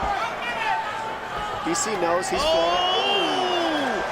Those are... Oh, no, right hand up top. No. Cormier in trouble. Oh, DC in the world of trouble. He is down. Oh, that's it. Stipe exacts his down. Wow. Miocic is getting the belt back. Wow. Cleveland, Ohio, Stipe Miocic waited more than a year, and once again the heavyweight division belongs to him. Wow. Those nasty left hands to the body started draining the tank, and then Stipe poured it on and regains his title. All the doubters. And he did change up the approach there in round 4. Dom, he stayed committed to the body, then he went upstairs, landed the seminal blow. And how about Stipe really bolstering his heavyweight resume by regaining the belt here tonight and handing DC his first heavyweight loss after 15 wins. And that is not an easy thing to do. DC fought an incredible fight the entire time he was ahead until Stipe made the adjustments right here to the body. Once you start going to the body, you can't counter. That took everything away, and then that was the end. Stipe was able to piece together the combinations. Bam, right hand, right hand, right hand. 3 right hands in a row, couple uppercuts. Really put DC down. He was ahead up until that on the scorecards. But those body shots just add up. You can't dodge those. Those were so nasty and so accurate, smooth, and efficient. And he seemed to get stronger as the fight went on. His tactics improved, particularly when he made the adjustment in the 4th round. It's almost like he woke up. What a reaction from Marcus Marinelli and the corner. Stipe had a lot of doubters and naysayers coming in. He muted all of that noise and then some. Those fight replays brought to you by Nemiroff, bold character since 1872. The baddest firefighter on the planet has regained the throne as the UFC heavyweight champion, and disappointing result for the Gilroy High School wrestling coach and now former UFC heavyweight champion Daniel Cormier likely hit bank 3 rounds, but Stipe with a big 4th, and he closes the show. You gotta tip your hat to both these gentlemen. This DC coming up, doing his thing, putting on an awesome fight, making this matchup, this rematch happen, allowing this rematch to happen for the fans against an enormous giant Stipe Miocic. I mean, the guts that it takes to recreate this and just put it on for everybody is amazing. You got to tip your hat to DC and Stipe for making the adjustments. The official decision is brought to you by Metro by T-Mobile. Catch all the action with Metro by T-Mobile's knockout coverage and unlimited data. One final time tonight. Here is Bruce Buffer. Ladies and gentlemen, referee Herb Dean has called a stop to this contest at 4 minutes, 9 seconds of round number 4. Declaring the winner by TKO and new undisputed UFC heavyweight champion of the world, Stipe Miocic.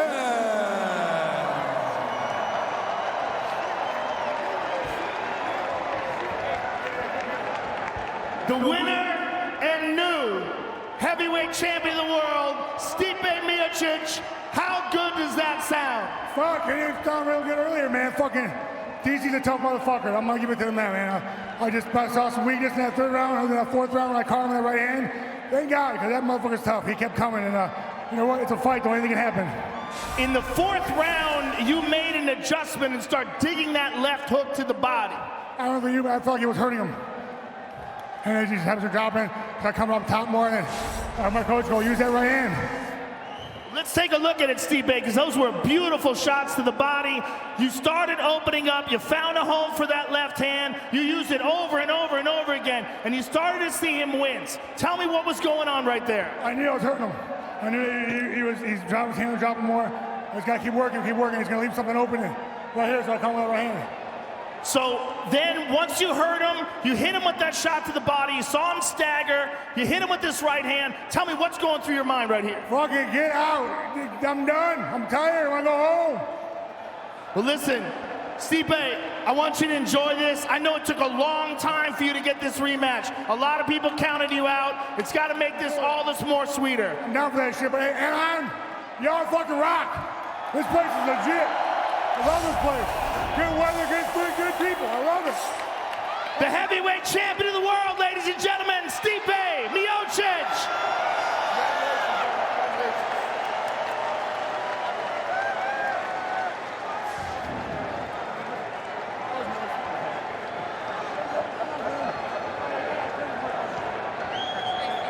I'm here with Daniel Cormier, ladies and gentlemen. DC, first round went great for you. You managed to get him down. You managed to control the round. Looked like you were landing good punches from the clinch. What went wrong, and where do you think it went away from you? I think he made a great adjustment, like you said, with the body shots. He hit me with a number of right hands, and I didn't really feel anything, so I may have taken those for granted.